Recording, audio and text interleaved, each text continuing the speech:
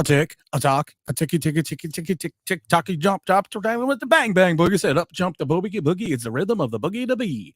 What's going on, New York Giant fans? It is Sunday. Truckosaurus. It's time for the New York Giants and the Jets. Oh, it's the Snoopy Bowl. It's in the Meadowlands. Oh, not the Meadowlands. It's at MetLife Stadium.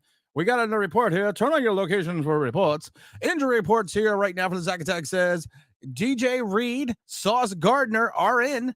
Randall Cobb is questionable, which means he's going to play. DJ is out. Barkley is questionable, which means he's going to play. JMS is questionable. Evan Neal is questionable. Lord only knows if those two are going to play. Thank you, Zach. Thanks. See, now I see. Jose, can you see? Oh, we got OG Knockout already in here. Let's see who's on. Mike Lee says, good morning to you. We got the OG Knockout coming in. Hope the rain holds off. I hope it pours. We got RFD coming in strong. Oh, we got everything coming in. We got Chris saying, good morning, Tim. Make sure you smash the like button. We got Emmanuel coming in and Mr. Fabian coming in. You know who else is coming in? He's not. Who's he? The OG QB. Not the OG QB. Close enough. It's James Williams. Coming and talking Jets, coming and talking Giants, coming and talking everything in between. No, it's gonna be Jets and Giants today. We're not going to talk. We're not going to talk movies. We're not going to talk all that stuff, James. We're going to keep it strictly New York Giants football and Jet football. Straight football. It's straight football times, man. Well, maybe we will talk something. I'm trying to find something for you, James, because you're my brother, and I did want to bring in a special guest real quick just for you. Oh, yeah, because we have a special guest in honor of James Williams inside the cage. Goes in the water. You go in the water. Shots in the water. Yo, you stupid. Our shot. Yeah. Just for James Williams, we're dropping in Quint. James, we got the Jets, we got the Giants, we got the chat. We got Greeny Green coming in. We got Chris saying, good morning, James. We got a question for RFD, but we're going to get that for a minute. We got James. What's up, my man? I missed being on these live streams. Well, you're here. You're here. Yeah, I know. What's going on? Good morning, chat. Salute, everybody. Good morning, chat. James, we got the OG QB starting today. Yes, sir. We got the secondary basically back now for the New York Jets. Sauce is in. Reed is in. Sauce is back. The sauce is going to be back. The sauce is going to be stirring. We may have some inclement weather. James escaped the basement. It's the garage, but thank you. Yeah. We had some inclement weather coming in potentially. If you're looking at this game from a perspective, the defense for the Jets, I think at certain times is a championship caliber. They are ranked 7th against the pass, I believe 22nd versus the rush. But I try to explain to people, if you're ranked so high versus the pass, your rush number is probably going to go down because more people are going to run the ball instead of try to pass the ball. So your run efficiency is probably going to be a little bit different. The Giants are coming in with Tyrod. The Giants are coming in, with the week 3 now of the OG QB. Are we going to see anything different? Are we going to slowly be operating in the playbook a little bit more and more? Because we're seeing more deep passes. We're seeing more, maybe a little. We're not getting the points, but we're seeing some more exotic looks. I think the points will come. But what do you expect from the G-men right now? Well, honestly, today is going to be an old-fashioned slugfest. And honestly, if you don't live on the East Coast, I don't think you care about this game. I was telling my guys at work that I could see this game being an 11-9 score. 11-9 score? 11-9, like something weird with a safety involved, Because you do have Zach Wilson at quarterback. We do have Zach Wilson at quarterback. Just think about how crazy this is that at the beginning of the year, this game was circled amongst others, but especially this one, when we were hyped to see our newly minted $160 million man against the 40-year-old A-Rod, and it was going to be the battle in New York. And now, listen, the game is so hyped. I'm sitting at home. you're going to I'm at home. I didn't go. I'm at home because you know what? I, good. just for RFD and then green and green. Here you go. I'm going there. There's James's basement. There you go. There you go. For him. It's a little cleaner than that, but thank you. It's a little cleaner than that. No, I didn't go. Oh, good. I was just to the fact that I'm just like, you know, it's to your point. I think the cachet of the game isn't there. I think you're right. I think if you're outside of the New York area, I don't think you care as much. And honestly, I don't think the fan base. I think in some regards, there we go. I'll help everybody out.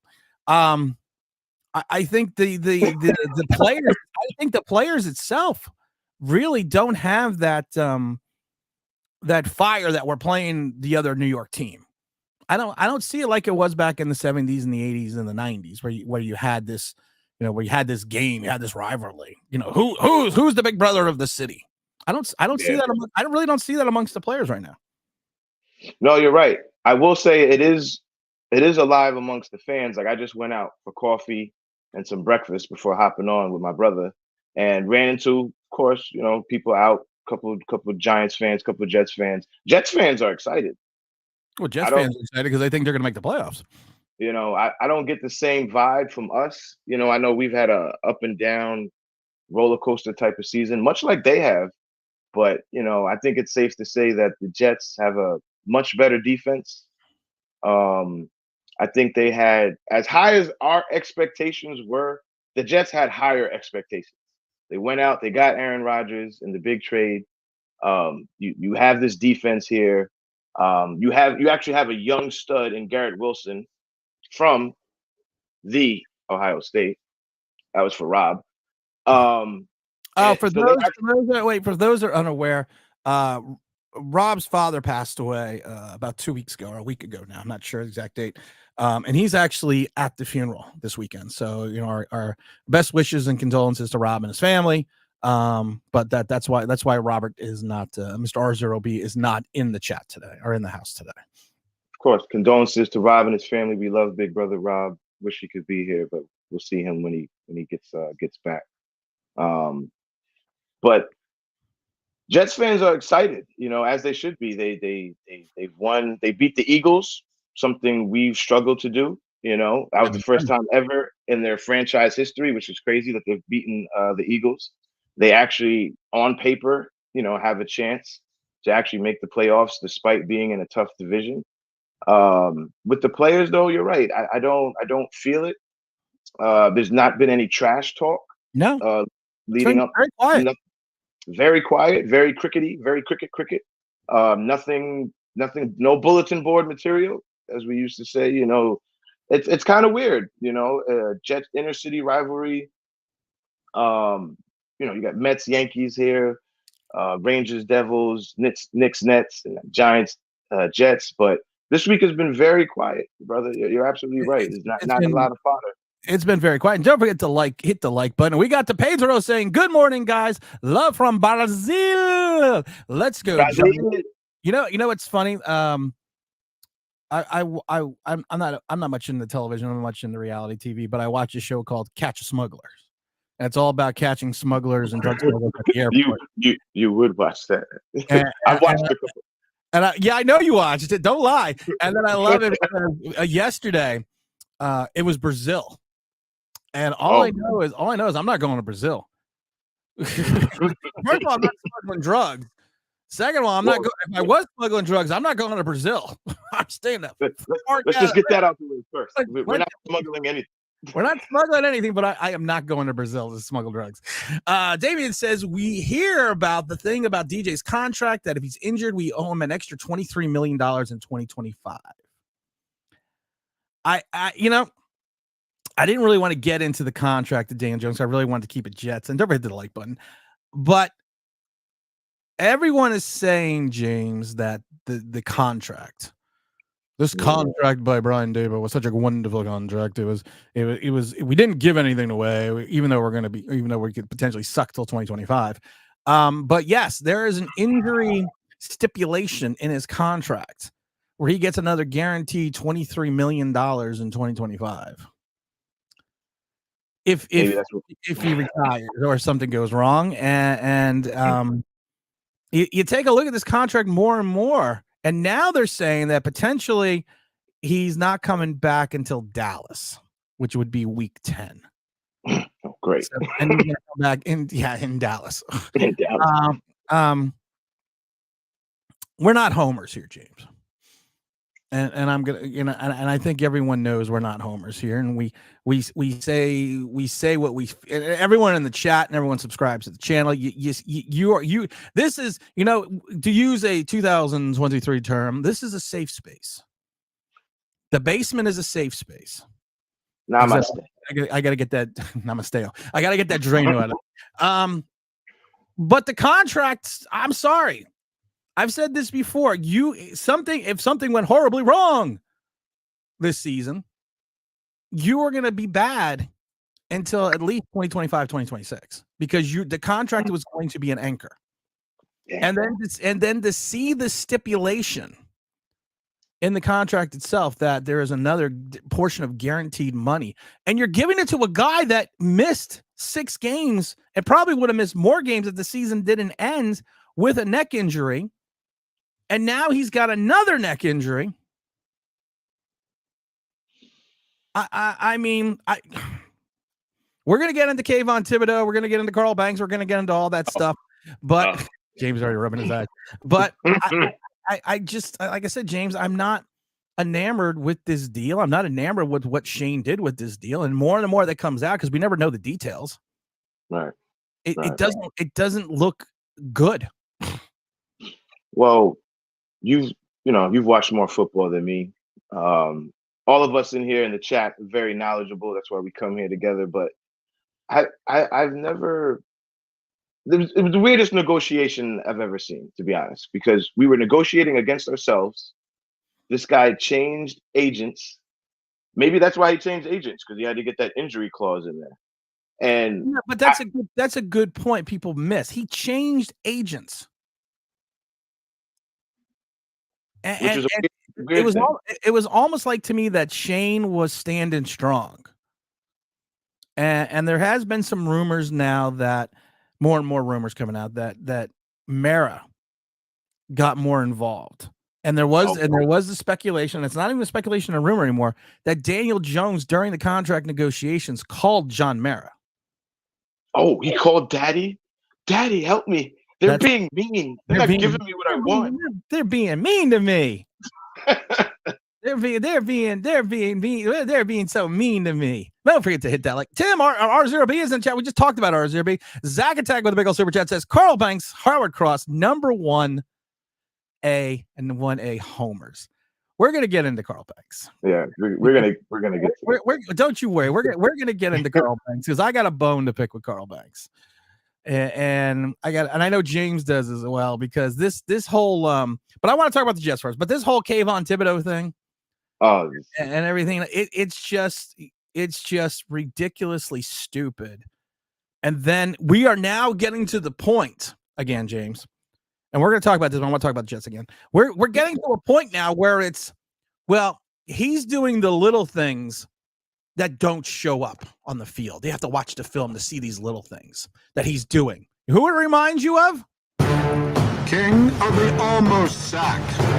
For years, we heard that Leonard Williams does the little things that doesn't show up on the stat sheet. You know what the little things that I saw? Over 4 yards to carry up the gut for an extended period of time for the last 3 years. And that's supposed to be the strength of our team, is the interior.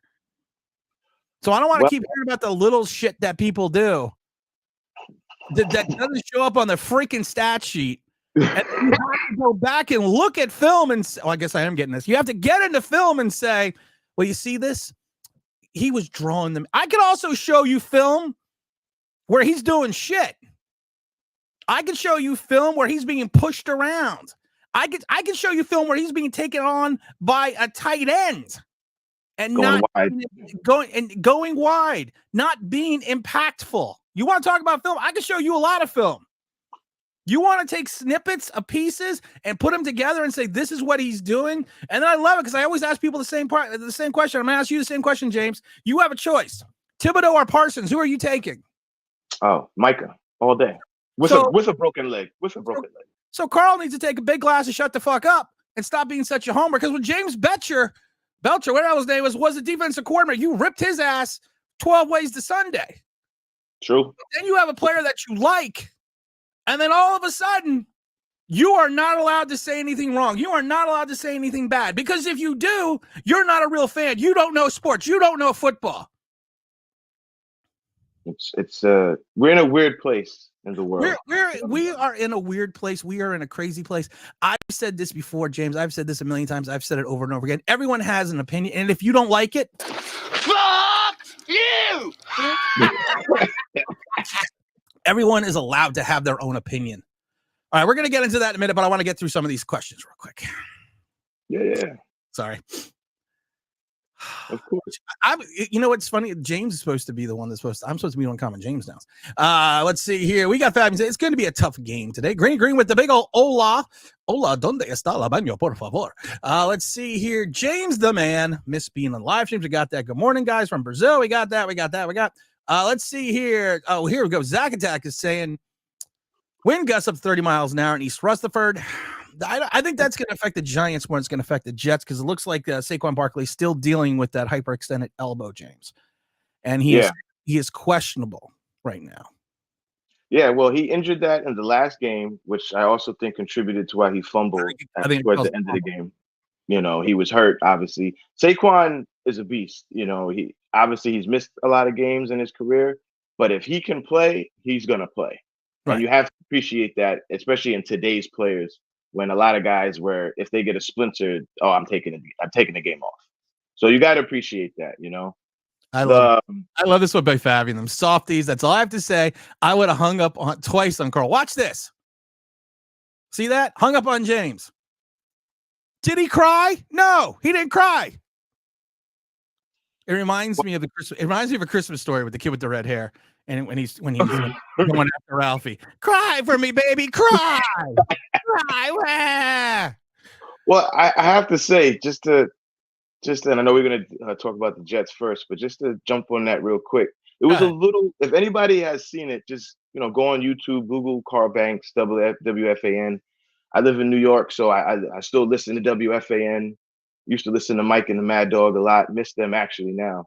But Mike and the Mad Dog a lot. It was really weird to watch three grown men kind of have doing this. It was like this almost. It was like, you're talking about Kavonne. Stop it. No, you got about Kavonne. I know what I'm saying. No, stop it. You stop. And it was weird because honestly, BT, he used to have a show with Tiki, then they switched it off. He's with this other guy. I forgot his name. I think it's Sal something. But he asked a legit question. He said, Carl, you're a Hall of Famer. You know more football than me. I get it. I mean, Giants Hall of Famer. Giants legend. Ring of Honor. Ring of Honor. Excuse me, guys. But he asked a simple question. He couldn't get it right, so he had to go. Boot. He didn't cry. I got the boot. Listen, Dom, you wonka Dom so much. It's like Dom handles it like a G. So if Dom is handling it like a G, there's no crying in baseball. There's no crying in football either. Exactly. No. Go ahead. So Ring of Honor. Ask the question. He just asked him. He said, "What does K?" And this is for the chat too. You guys chime in. We want to see it in the chat. I do. What does Kavonne Thibodeaux do well? What does he do well? Not what we can't see, not what is hidden from the stat sheet. Tell me something concrete that he does well. And Carl Banks, you could see it in his face. He proceeded to spin around in his mind. And the only thing he could say was, well, he had 8 pressures. He had 8 pressures. That's all he could. Pressures. And then my first question is, and Carl Banks should know this, what did the pressures equate to?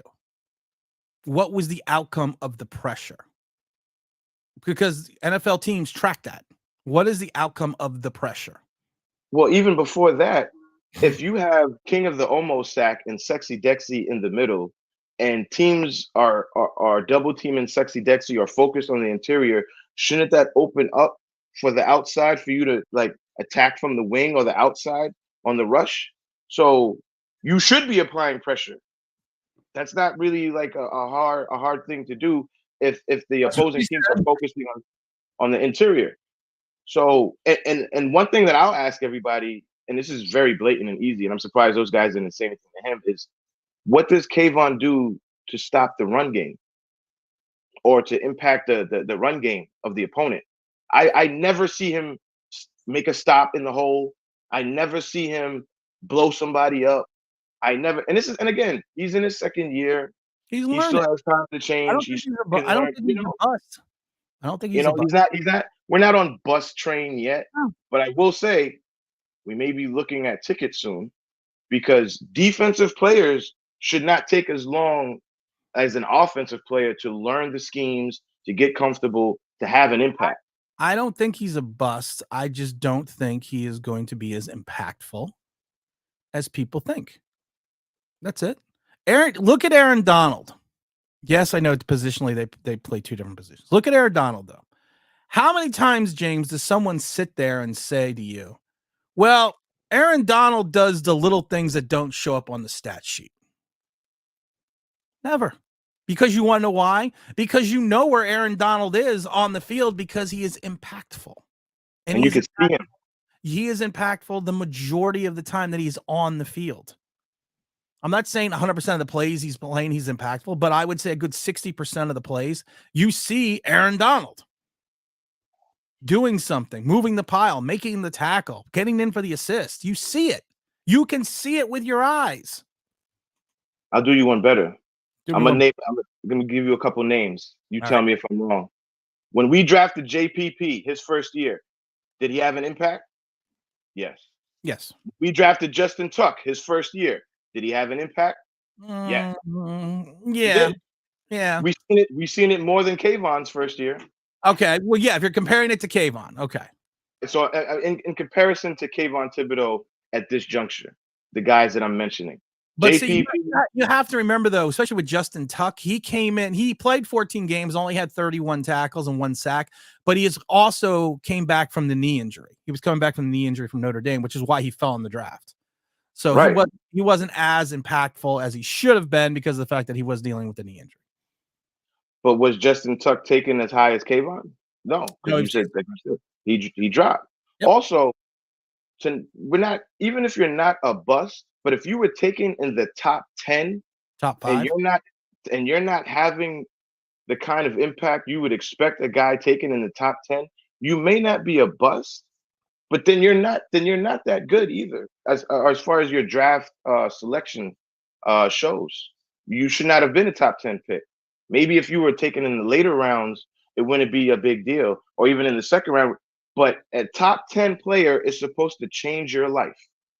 A top 10 pick in any sport is supposed to change your life. It's supposed to come into the house, you better move the couch over, redo the walls, curtains, all this stuff got to go. I'm changing everything. He so far has not done that. Even, Landon Collins, when we drafted him, at this point in time, did we see an impact? Landon Collins, yes, we did. We did see it. And again, Landon Collins was what, a second round pick as well? I think he was either late first round or early second. Yes. Yeah, but he's not a giant. I don't care. Right, but just saying, we saw impact from certain guys. Hit the like button, people. Hit the like button. Come on, hit the like button, yo. We saw impact. Now I see 2 terrible offenses, 2 really good defenses. Can either team score? Battle of the field goals. Giants win 12-9 because our kicker is better. I don't know. Our kicker is missed. I'm telling you, right, Gano, if you watch it, he's been a little off. Gano has been a little iffy at times. Not saying he's bad. He's been a little off this year. I think he's been a little off ever since that block against Dallas, to be honest. Well, that's how much we've depended on this guy and how good he's been, that he's missed the last couple of weeks. He's actually missed some kicks, had 1 block, and we're sitting there going, hey, what's going on with our best offensive weapon?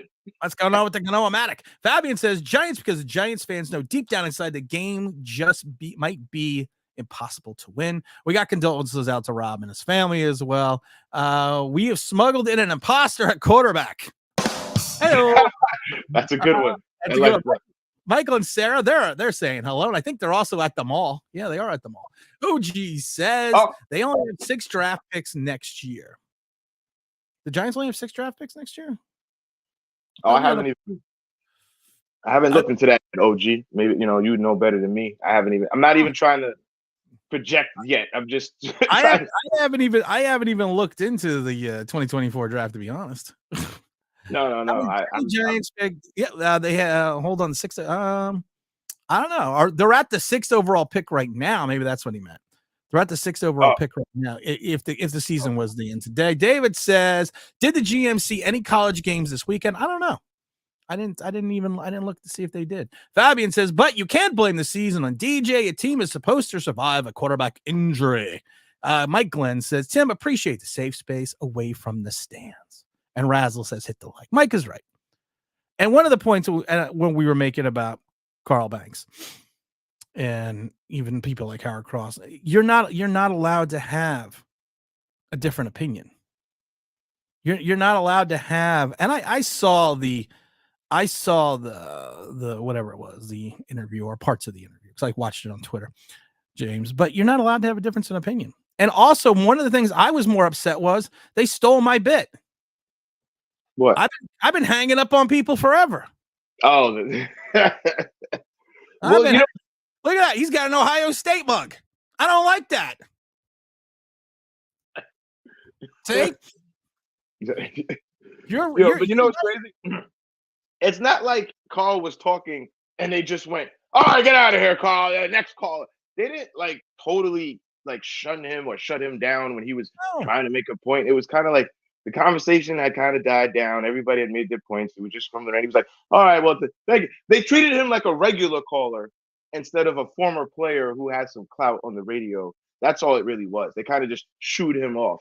They didn't cut him off in mid-sentence, No, everyone is just too sensitive.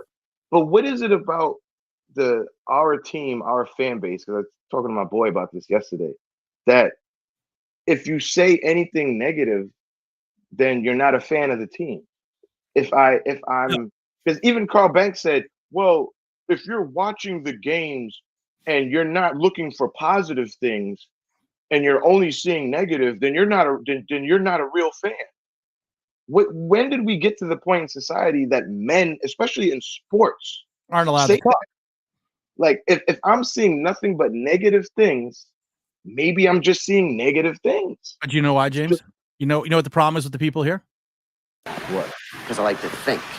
I like to read. I'm into freedom of speech and freedom of choice. I'm the kind of guy like to sit in a greasy spoon and wonder, gee, should I have the T-bone steak or the jumbo rack of barbecue ribs with the side order of gravy fries? I want high cholesterol. I want to eat bacon and butter and buckets of cheese, okay? I want to smoke a Cuban cigar the size of Cincinnati in the non-smoking section. I want to run through the streets naked with green jello all over my body reading Playboy magazine. Why? Because I suddenly might feel the need. Okay, pal? I've seen the future. You know what it is? It's a 47-year-old virgin sitting around in his beige pajamas drinking a banana broccoli shake singing, I'm an Oscar Mayer wiener. That was from the movie Demolition Man. On YouTube. You forgot just to throw that part on social media. All that stuff he said. That is what you call that is from the movie Demolition Man back in the 90s from Sylvester Stallone. I always think that's very apropos. It is. Because you're just not allowed to have an opinion. You're not allowed to have your own thought. You're not if you question something, you're all of a sudden the problem. They used to always tell me in school, and now I see Tim says, my wife said you're wrong about everything. Should I divorce her? Yes. We're not giving marital advice. No, I'm going with yes. We're not doing that. She needs to figure it out. No, you shouldn't divorce her. But you were always taught, well, like I said, when I was growing up in the Stone Age, you were always taught question things. Ask questions. Don't go along with the flow. Don't go along with the crowd, because it's so much easier to go along with the flow than it is to sit there and to have your own opinion. Because when you have a different opinion against everyone else, it takes a stronger person, man or woman, to stand there for your own convictions and say, that's my opinion. And that's why people get so mad at me on this show, because they're like, you don't change your opinion. No, I don't. Show me statistical facts. Show me facts. Show me something, Bama. and then I'm going to turn around and then I will change my opinion if the facts dictate that. But I'm not just going to give up and say, no, I'm not going to, yeah, you're right. Because that is the cliche thing to do, or the cachet thing to do, or the thing to do. Because it's like, I'm a Kardashian, I'm going to go along with everybody. No. James and I have our own opinions. James and I don't have to agree on everything. But at the end of the day, I respect James more because of the fact that he stands up for his opinions and he stands up for his convictions and doesn't allow someone to say because they were a former player or they did this, that. You're not allowed, because of all that, you're not allowed to have your own opinion, James. It's so weird. It's so weird, brother, that. But yeah, back in the days, you were taught, hey, ask questions, be opinionated, don't follow the crowd. It's okay to be, by yourself sometimes. Hey, guess what, guys? Just because you have an opinion, it doesn't make your opinion right. Right. That's just how you feel. I think people have gotten the definition of what an opinion is messed up. My girl, you know what she says? She brought up something that was so great, and I wanted to bring it up to you, and I'm glad constructive criticism. You can't do that anymore. No, you're not allowed to. That's like bullying now. Because you're being mean. If I'm giving you constructive criticism, even at work, even on the street or helping you, anything, it's almost like bullying, and you don't know what you're talking about, and you're hurting my feelings, and you're coming into my space, and I have a right to feel how I feel. It's ridiculous. See, here's the thing. Like with Now I See, it's my opinion that he should divorce his wife. And I'm probably right, because she should know that I'm always right. But there's a chance you could be wrong. No. And that's the difference. But that's the difference with today. Like even the whole Carl Banks, WFAN thing, like Carl wasn't allowing, he said, yeah, that's your opinion. But he wasn't giving no credence to the fact that when BT said, hey, when I'm watching the games, and you guys can, comment on this, when I'm watching the games, most of the time, it seems like Kavonne Thibodeaux is just coming in and playing cleanup. He's the cleanup man, where somebody may already be chasing the quarterback, or he's flushed out the pocket, or he's under duress, and then Kavonne comes in and he like jumps on the pile at the end, or he finishes him off. But he's not the guy there at the start. He's not leading the attack. He's not making the point of contact. Point of contact. Thank you. He's not leading the attack. And there's always a good stat. And back in the day, like I said, they used to call it the pylon. And statistically, and this was back in the late 90s, they used to do this a lot. They would give you a tackle for piling on, just for jumping on the pile. You would get an assist. So everyone wants to talk about Kavonne Thibodeaux's 5.5 sacks, right? How many tackles do you think Kavonne Thibodeaux has in 7 games? 15. 16. 15. How many of those are solo tackles? 5. 7. How many are assists? 9. So he is not leading. I've always said this before about linebackers and other players. You always want to, like when Tay Crowder had his big season, I try to explain to people he wasn't that good because of the fact that he had like 40 solo tackles and like 70 assists. As a linebacker, especially, you should always have more solo tackles than assists, because that means you are leading the point of attack. You are leading the contact. You are going after the player. You are the one that is literally starting the play and having the other guys come in and help facilitate the stop, or you're making the stop individually.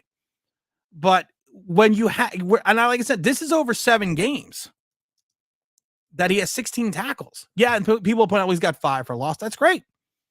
But out of those 16 tackles, 5 for a loss, I think that's wonderful and all. But at the end of the day, it's just, a good example is someone like Zach Thomas, the old linebacker. He like some of his things, like some of his plays, he would have 103 tackles, 62 assists, 107 tackles, 55 assists, 100 tackles, 50 assists, 124 tackles, 34 assists, because he led the point of attack. And you can show me all the little things that Kavonne does on the film, but at the end of the day, like I said, we talked about it, James. You look at Aaron Donald, you sit there and go, well, Aaron Donald, he does the little things you just don't see. Or do you sit there and see Aaron Donald and go, Aaron Donald does a lot because you hear his name called a lot? When you watch Aaron Donald, you can see two guys on him, and he's still pushing them, pushing the line back into the quarterback's face. Now he may not get the sack, he may not get a tackle, but you can see his impact on that play. With Kavonne Thibodeaux, if all you have to do, guys, with the camera work and everything, just before the play, be like a quarterback, do your pre-snap reads, find number 5, and just watch what he does. That's all I do. That's what me and my boys have done for the past maybe like 10, 12 games he's played, going back to last year. Just find number 5, even today. Everybody in the chat, find number 5 before the snap and just watch what he does. Watch his motor. He doesn't have a high motor. If the play is on the other side of the field, he's not running over there trying to get there. He takes 2 steps and he stops. He's not a go-getter, and that's who you kind of need at that position. You need a guy who has a high motor, who's a go-getter, and like Tim said, leads the attack at the point of contact. That's what we need him to be. And if he's not going to be that, then I don't know what he's going to be, because he's not intimidating. I don't think anybody's really scared of him on opposing offenses. He doesn't intimidate. He doesn't stop the run. He never stops the run. Like, I've seen plays where they run right past him and he's blocked and he's like doing this, like trying, I can't get there. I can't get there.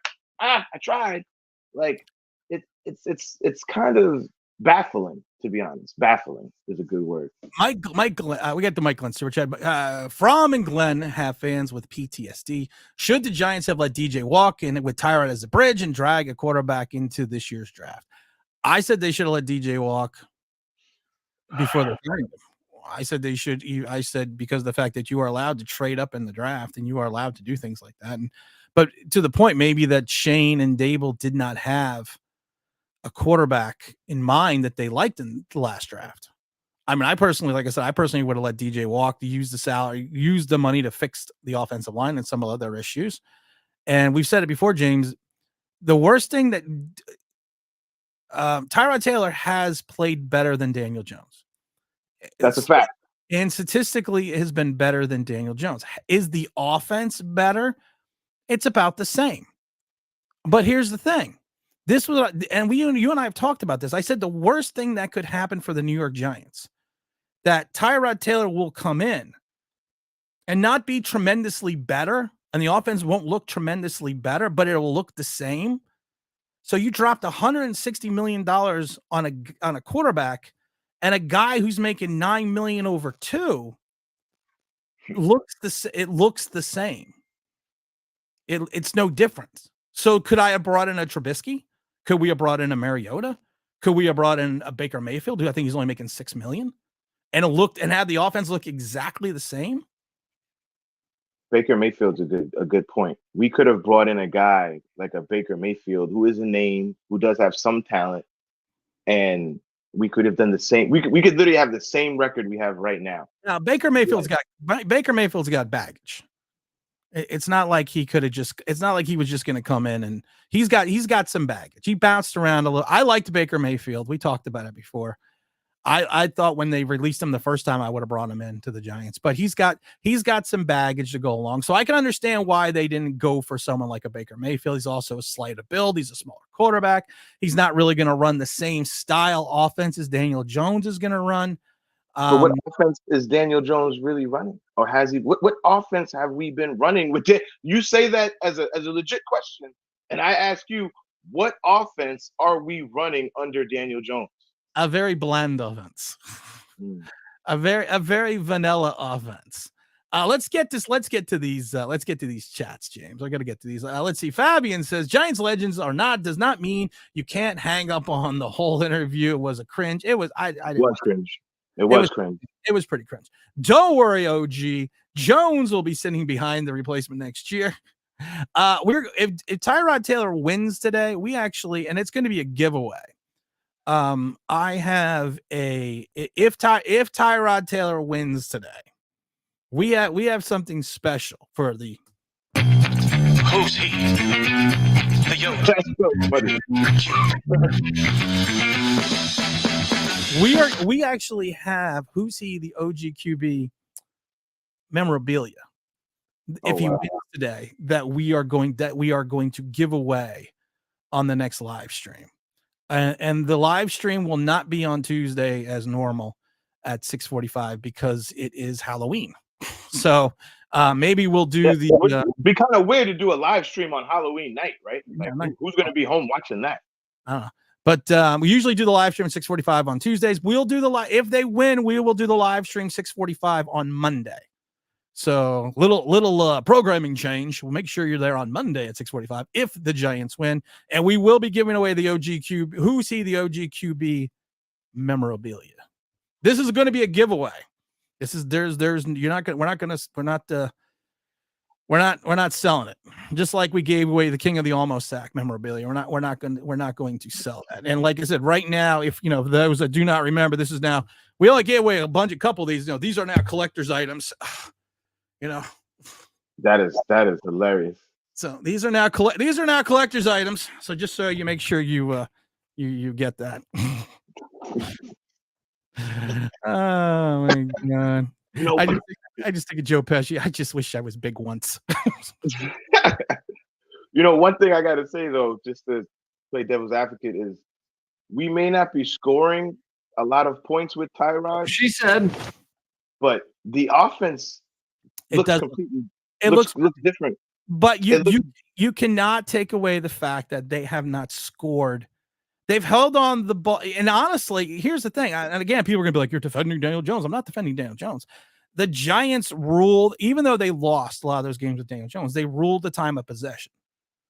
If you looked at it before, and we've talked about it before, some of the stats for the Giants are so weird that they'll have 10 minutes more in reference to time of possession and still lose these games because the defense was giving up big plays. But the offense under Jones and Taylor, Giants still won the time of possession. They still they still look the same, and they haven't scored any points, but they just look better in the passing game. But so what I'm basically saying is this: the offense hasn't gotten much better, and maybe it'll get better now that Tyrod's getting more and more reps. But two things that Tyrod Taylor is going to do: he's got like 60 plus touchdowns and only 30 interceptions for his career, so he's not going to give the ball away. He doesn't fumble as much as Daniel Jones, so he's going to hopefully move the Giants into the red zone more. But the problem is, once you get in the red zone, we have to score. That's it. You get on the 1 yard line, you got to score. That's not just a Tyrod problem. That's a Tyrod problem. That's a Giant problem. That's not a Daniel Jones problem. That's not a Tyrod problem. That is a Giants offensive problem. Yes, we brought in a certified tight end who's a weapon, Darren Waller, who we've seen him make plays on other teams. But so far here with us, other than the one Tyrod touchdown, which again, that's a big difference. Like we actually have an aerial attack with Tyrod Taylor. That has to be stated. That yes, we're not scoring a lot of points and all that, and the offense does still have like 3 and outs and all that. But you can't tell me that just in 2 games, watching him throw deep bombs to Slayton, to Hyatt, even getting Waller more involved, hitting him on the run, hitting Saquon on the run, hitting Wandell where he can pop a smurf, where he can make a little move, those things matter. And those are little things, Carl Banks, that don't show up on the stat sheet. Can't we call him Mushroom Head? Oh, no, that's just weird. It's just weird. I'm not even saying. I don't know where you got that one from. He's Papa Smurf. Todd says being in your favorite uniform doesn't automatically make the player a good player. He's not wrong. He's not wrong. What do we have to say here? Mo Bryan was the other guy next to Sal. He used to do a show with Tiki. Yeah, good. Okay. Yeah. Mr. Authentic said, if you're going to ask a question, someone who is knowledgeable, then the first thing to do is open your ears. What the problem is also, if you're going to ask the question and someone has the difference of an opinion, the other person should be listening as well. Both parties. Both parties. You know what's funny? 2 people in a room, 1 person talking. That's not a conversation. No, no, it's not. And there's too much of that going on, with fans on social media. It's like you might as well just be sitting in the room talking to yourself, talking to the wall, if you're not going to actually hear the other person out. Alejandro says, DJ fans hate it when people criticize them. Yeah, they do. I don't think anyone likes to be criticized. Nobody likes to be criticized, but at the same time, there are some of us out here that will take that criticism and use it as motivation. That's what separates men from boys, women from girls, adults from use that as motivation. Listen to a little bit what people are saying. Take a small LeBron James, real quick, just to go into basketball. He gave an interview the other night where they asked him about Anthony Davis, who's the center on the Lakers. And if you know anything about basketball, Anthony Davis is a very up and down guy. He just got a 3-year, $180 million extension over the summer. And they started the year out. They played the Denver Nuggets, defending champs. Anthony Davis had 17 points in the first half, 0 points in the second half. Then the next game against the Suns, when he's going against an inferior opponent, because he's not going against Jokic, he had 30 points and 12 rebounds. And after the game, they asked LeBron James, hey, what do you and guys in the locker room, you and Anthony Davis, how do you guys feel about the criticism from outside? And LeBron James goes, well, we don't listen to the criticism. That Anthony Davis, he doesn't listen to any of that stuff. He doesn't care what you guys are saying. And on one hand, I get it. You have to focus on your craft. You as a player, you at any job, at anything you do, you have to be able to focus and drown out the outside noise. However, there should also be a small part of you that listens a little bit just to see what people are saying, because there may be some credence to their argument. If you're an inconsistent player, if you're an inconsistent person, if you're an inconsistent worker, hey, if you work at McDonald's and one day you're there, oh man, the fries are amazing. And then the next day you're there, they're all burnt or raw. And it's like that every other day. Guess what? You're going to get fired. You're going to lose your job. So I don't know what it is about politics, sports, certain venues in life that people just feel like they have this unlimited, I'm trying to find the word, but they just feel like they're above criticism, and that whatever you're saying to me, I don't have to listen to, that's insane. That's insane. We're sitting here in a situation, and I'll stop after this, brother. We're sitting in a situation with a guy in his 5th year that we gave a new contract to, and all I've heard for the past 2 weeks on every Giants channel, even on Authentic, I said this on one of his streams, we're debating our newly minted $160 man versus a 35-year-old backup. 34. That's 34. Excuse me. Sorry, Tyler. That's the debate. Don't make him older than he needs to be. No, that's the debate. That's an insane debate. There should not be a debate. We shouldn't have watched these last 2 games and said, well, damn, it seems like Tyrod's playing. Like, I don't understand it. We all can see these things with our own eyes and hear it with our own ears. And that's what I said. The worst thing that Tyrod Taylor could have done for Daniel Jones was not come in and play so much higher of a level, so much better, like 50% better. It is. All he had to do was come in and play a little bit better and be above the same level that Daniel Jones was at. And then you sit there and you think to yourself, wait a minute, I'm paying this guy $9 million and he's doing exactly the same thing that the guy I'm paying $160 million is doing. Now, it would have been worse if Tyrod Taylor would have came in, beat Buffalo, threw up 300 yards, and it's just been lights out. Then it's different, because then you're just like, this is just horrible. But I think it's worse in some regards that he's just coming in and the offense hasn't, sad to say, hasn't really skipped a beat. It looks exactly the same. No, in some regards, outside the deep passing. Right. So that's the worst thing, because then it's like, why am I paying a guy $40 million a year when I'm paying this guy $9 million over 2, and he looks exactly the same? And to people out there who are bringing up the fact that, well, he got Saquon Barkley back, and that's why Tyrod Taylor looks good, or that's why the offensive line. We don't need Saquon Barkley. What did Daniel Jones do when he had Saquon Barkley the first couple of games of the year? What did we do? Did we score any points against Dallas? No. How did we look against San Fran? Pretty putrid. We How got did we blown. look in the first? Everybody keeps talking about the second half of Arizona. What about the first half?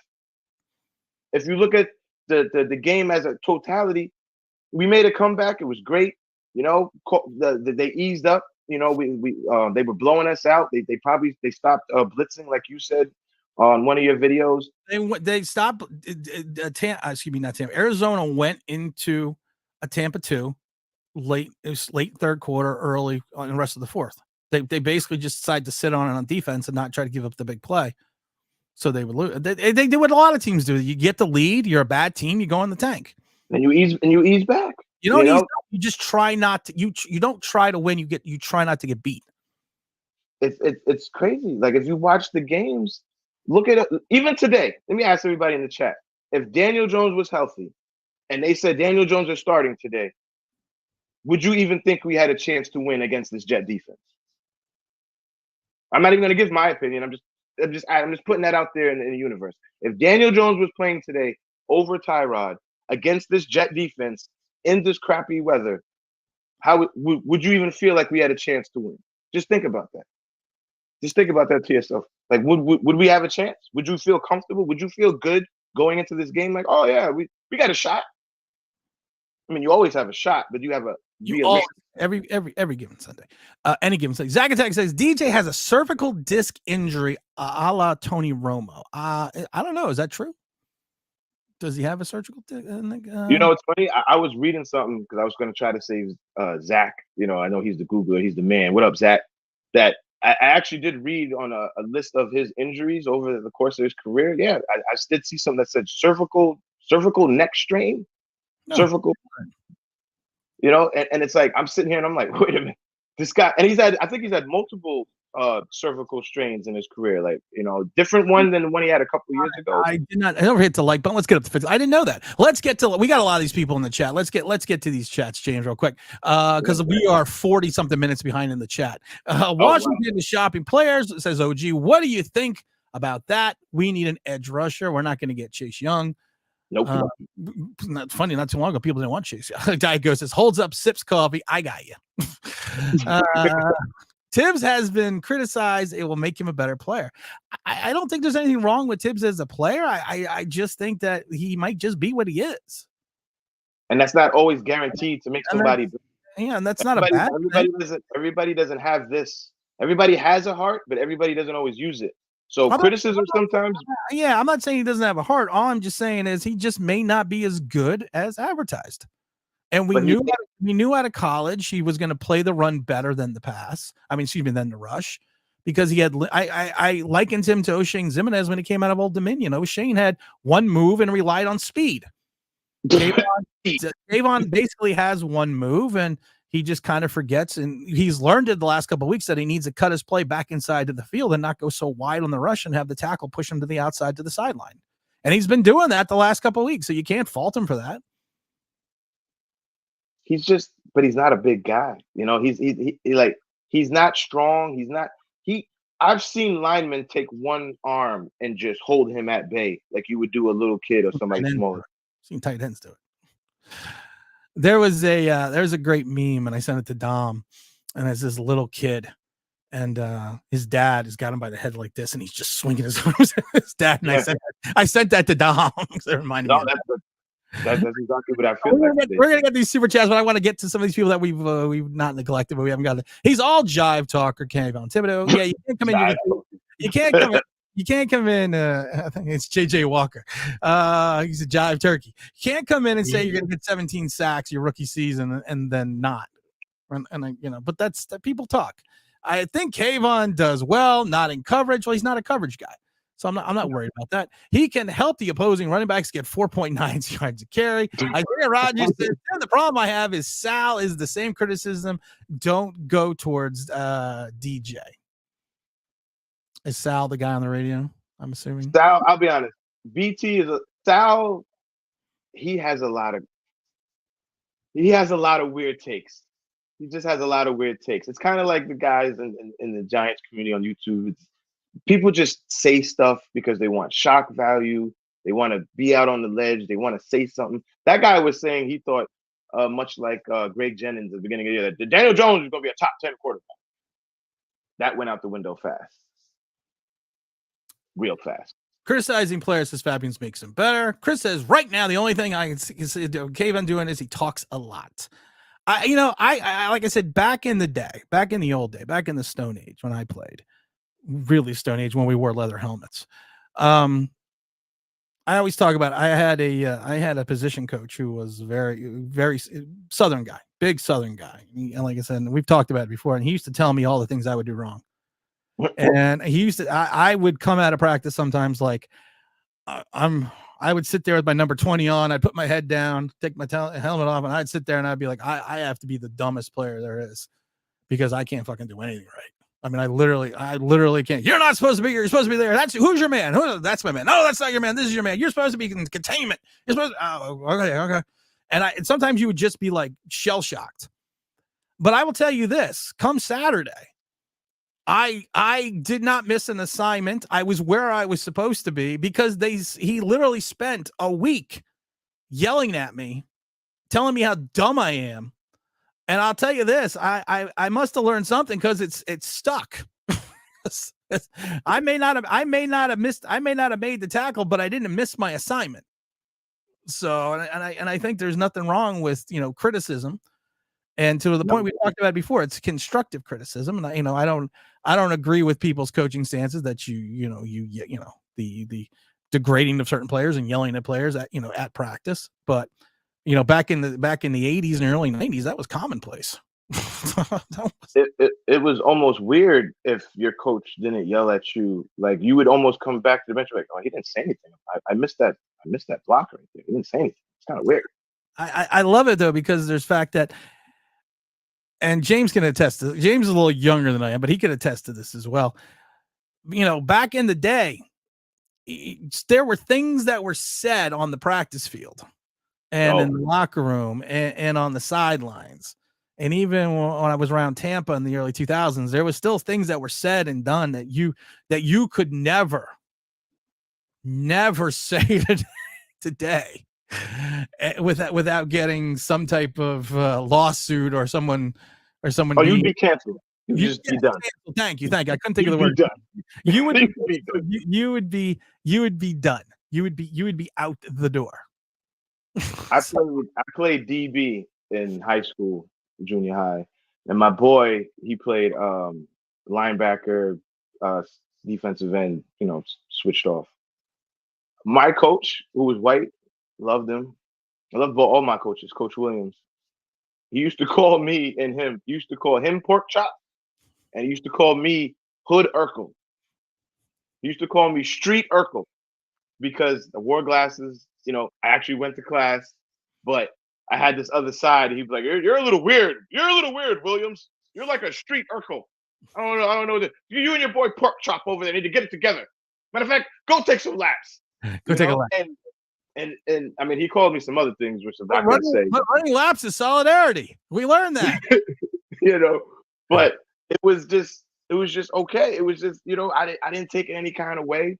If I missed an assignment, if I got beat, I knew when I come back, like you talked about the play when we went to the game and Daniel Jones threw the interception and he walked back and he was like doing this and he's not looking at Dable. I knew when I would mess up in a game and I'm coming back to the sideline, I would just be looking up like, oh my God, he's gonna curse me out in front of my stepmom. She's right there in the stands.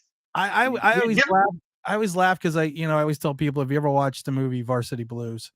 And the coach, he would show you in practice that he would grab his players by the face mask. They used to do that. I remember once I missed an assignment and someone went for like a 45-yard game.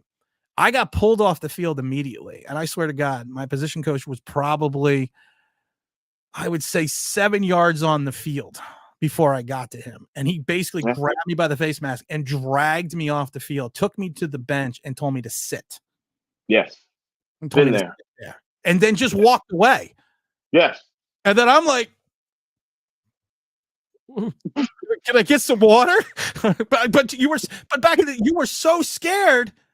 It was like, all right, I'm just gonna sit here till you come back. I'm not gonna sit. And then I love it because then I got yelled at because they scored.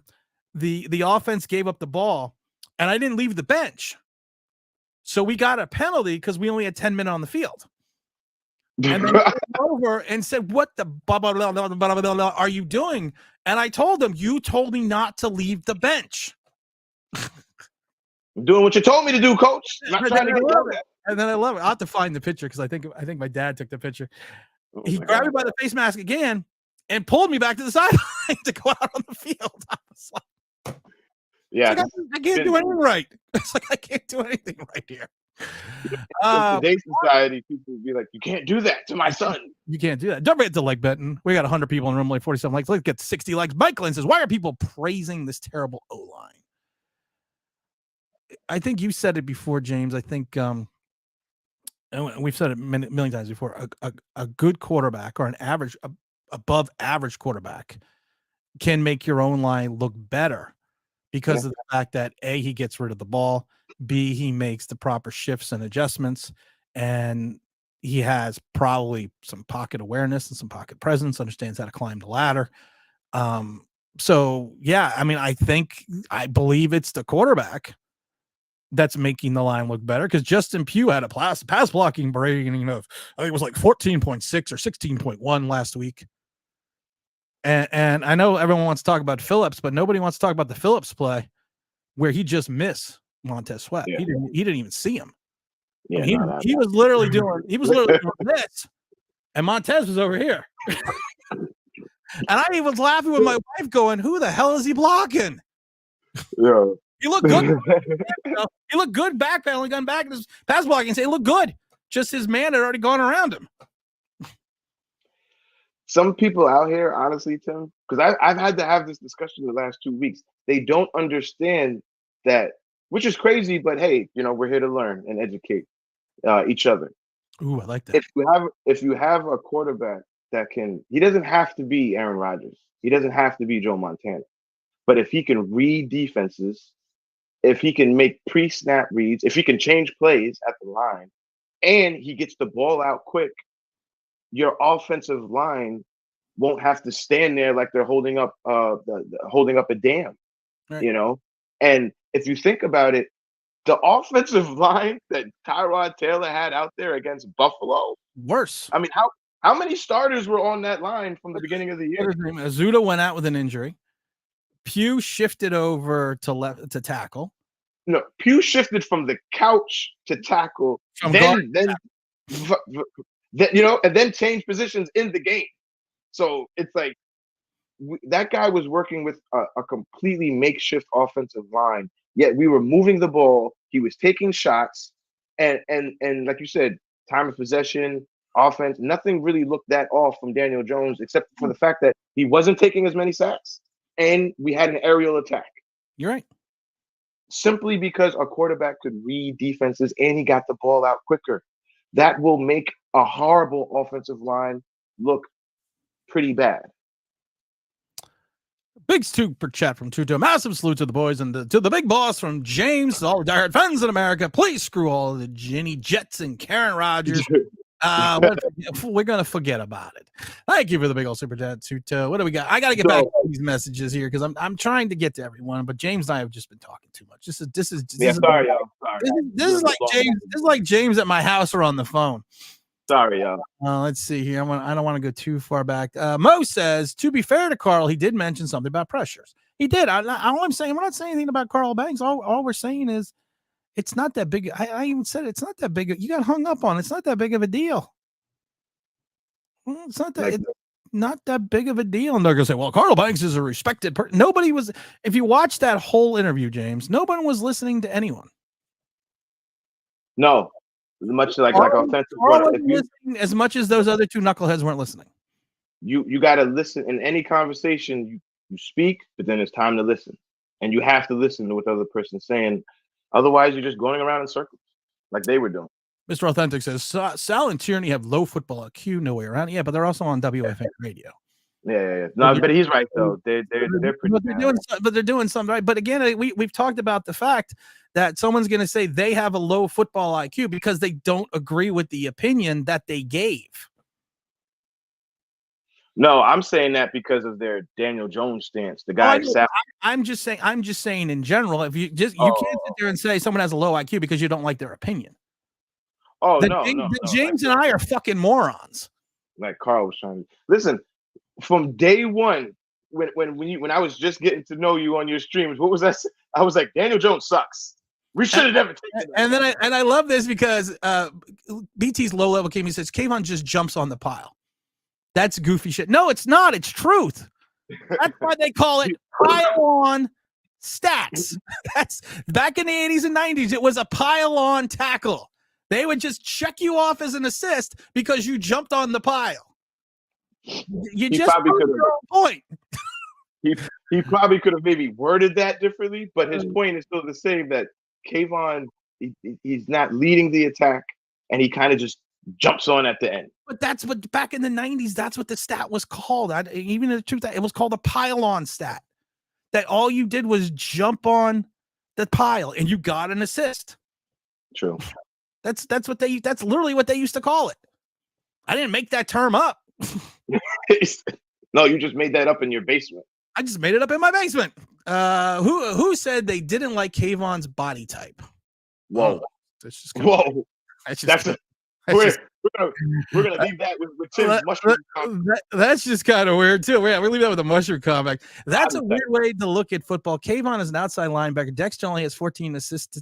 Mr. Authentic, you're missing the total point of a lot of things, and I'm not even going to get into it because you want to know why? Because I can hang up on people, and hopefully people don't take offense to it. And if you do take offense to it, don't fucking care. You want to know why? Because it's good to be me. Let's see here. Good morning, gents. It's a team sport, correct? If so, why are they so fixated on what Kavonne does on the field? I think it's because of the fact, James, and I'm not going to speak for them, that he was taken 5th overall. And he came in with the pomp and circumstance and everything saying, hey, I'm going to go out and get 17. I'm getting a sack a game. And then you don't come out and get a sack a game. And you got hurt and you didn't play that well into the last 3-4 games of the season. And you disappear quite extensively in a lot of games. I think that's what people are more, especially if you're a 5th overall. Everyone's picking on Evan Neal. I don't see videos and people talking about, and to some way, Evan Neal was right. You hear all the things that Evan Neal does wrong. You see all the plays that people put up that Evan Neal missed. But no one's putting up the plays where he did everything right. Why? Because people think Evan Neal is a bust and people are still defending Kavonne Thibodeaux. So you are going to take the Kavonne Thibodeaux plays where he does something well, but you are going to kind of forget the plays that he didn't do anything, or the plays he took off, or the plays that he missed, or plays that got to get manhandled by a tight end because they like Kavonne Thibodeaux. He has an outgoing personality. Right. And the fact that he does have his 5 sacks or 5 or whatever he does have, like he can point to that and say, well, I have 5.5 sacks. And he does. You can say that. But how did you get those sacks? At what point in the game did those sacks come? Did those sacks impact the outcome of the game? Those are things, that need to be discussed. We said it before. Was it the Seattle game? He had 2 sacks, James. Was it Seattle? He had the one in the beginning. He had the sack early on, and then he had the sack in the 4th quarter when it didn't mean anything. When the game was already over. Crazy. But he had 2 sacks. Zag Attack says, Authentic, when I played in high school, pressures meant nothing unless they led to an incompletion interceptions. Tackle for losses. Tackles are what you want to have, more solo than assists. And I love it because it was Mike Tomlin when he was the defensive back coach in Tampa. I heard him in a meeting, but he had you figure you had John Lynch, you had Rondé Barber, you had everyone else, but he had a meeting where he talked about leading the point of attack. And I remember sitting in the meetings, I was trying to run the XOS machine, and I couldn't get it to work. So he kind of had a vamp, and he talked about the fact about leading at the attack, making the tackle. There's something to be said that you actually made the tackle. Nothing wrong with holding the guy up, until the cavalry comes. but he talked about, leading the point of attack. And that always stuck with me. And when people say, well, where did you get up with this crazy thing? That's where I got it from. Where he said he talked to his defensive back guys. He says you want to have more tackles than you want to have assists, especially in the defensive backfield, because A, that means you're leading the point of attack, and B, that means you're stopping your man. Yes. B, if you have more assists than you have tackles, it's the fact that you are waiting for someone to come, or you need help to make the play. You are not, or you have let your man get by you, and then you are coming in and jumping on the pile after someone else has made the tackle. That's where I got that from, and that's why I've always said that. So when people say, well, it's weird that you talk about it that way, well, it's not weird. It's just what people think, and that's what they thought in the early 2000s, and I don't think that's changed much. And anyone that wants to be stupid and trying to tell me I'm wrong about it, it's fine. But you know what? At the end of the day, Zach is right. It's what it equates to. Pressures. Is it an incompletion? Is it an interception? Because you have people like Justin Herbert, who came into the league his first season. He actually had a better passer rate and a higher completion percentage under pressure than he did when in a clean pocket. So what does that mean? That means even though you pressured him, he recognized the one-on-one coverage somewhere and made the play. So then you're telling me that if he had 9 pressures, but he went 8 for 9 for 127 yards and 2 touchdowns, what did those pressures equate to? That means that while he was being pressured, his brain managed to focus in. His natural ability took over with his mind, and he was able to make a play probably without really thinking as much, versus when he has a clean pocket and he has time to sit there all day and he's like, well, where should I go? What should I do? I'm looking for. Sometimes when you're given less choices, you can react faster, better, quicker, lead to better decisions. I love this one. Aaron Donald has 14 assistant tackles. These things are not making your point. Here's the problem. You're looking at one season. Look at the longevity of a career.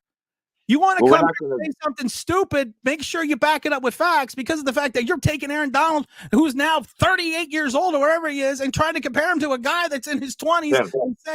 You got to calm down. No. I'm gonna sum this up real quick. Calm down.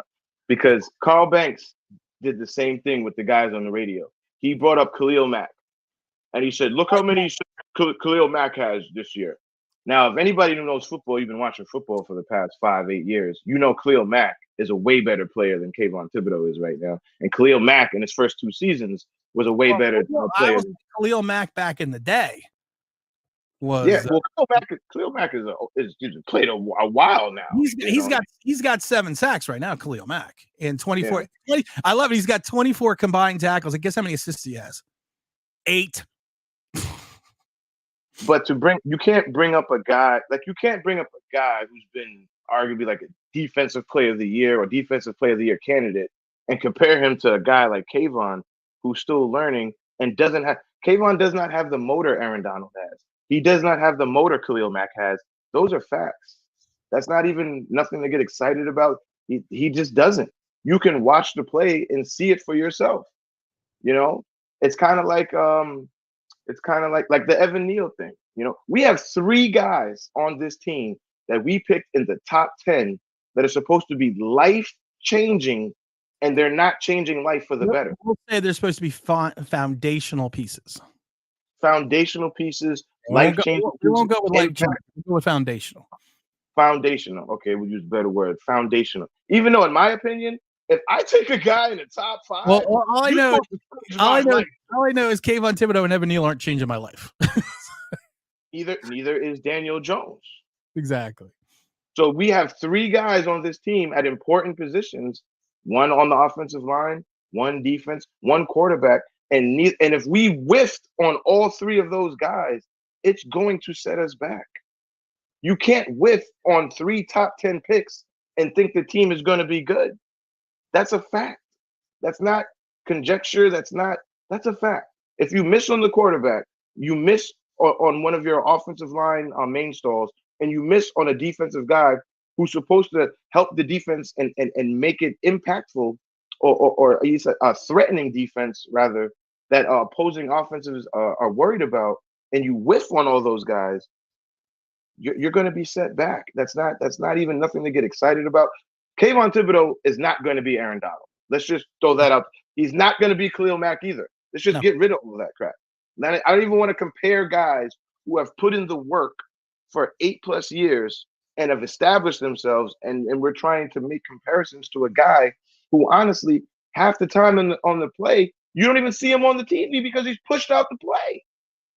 That's a fact. It's a fact. OG Knockout said, Tim and I were right about Daniel Jones for 3-4 years now. I understand why they love fantasy with the guys. Chris and Bad Dog love Daniel Jones stills. They think it's everyone else's besides him. You know what? I'm going to do something here because of the Zach attack. I want to do something here. Hold on. Zach, hopefully you did this right, because if not, this is going to ruin my bet. I love Zach. Zach just works. He works. Where is this? Zach is a man. He's your guy in the chair. Here we go. Barkley's hurt. I don't want to hear the offensive line's no good. I don't want to hear Jason Garrett's play calling's no good. I don't want to hear that. I don't want to hear excuses. I want you to tell me what you see from Daniel Jones as to why you think this guy can lead us to a Super Bowl championship. Because when you're talking about a franchise quarterback, you're talking about a quarterback that can lead you to a Super Bowl championship. Not a quarterback that can win a division, not a quarterback that can go 7-9, not a quarterback that may win one playoff game in his career. A guy that can lead your team to a Super Bowl. It's really bad when what I have to expect out of Daniel Jones, who was a 6th overall pick in the 2019 draft. It's really bad when I have to just expect and just sit here and say, please don't turn the ball over. I'm not asking you to do it. Don't turn the ball over. I can't even do that. He fumbled the ball 3 damn times yesterday, guys. Oh, he's hurt, Bad Dog. He's hurt. Well, if he's hurt, he shouldn't be out there. I understand that he's a tough. Just a magnificent performance. I can't understate how good that game was. Like I said in my post-game video, I'm not calling the guy Patrick Mahomes. I'm not going to say that he's Josh Allen. I'm not going to say that he's Justin Herbert, Joe Burrow, Trevor Lawrence. But that performance was that type. That was an elite performance. He literally carried the team on his shoulders. Well, Saquon Barkley had nothing to do with it. It's crazy. It's the pendulum swing. That's crazy. It went from this to honesty and reality, and then it dropped to this that it's not Mahomian, but it was.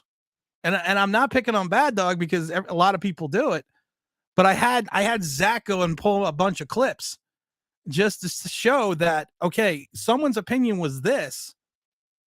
Now it's this, but now it's back to this again.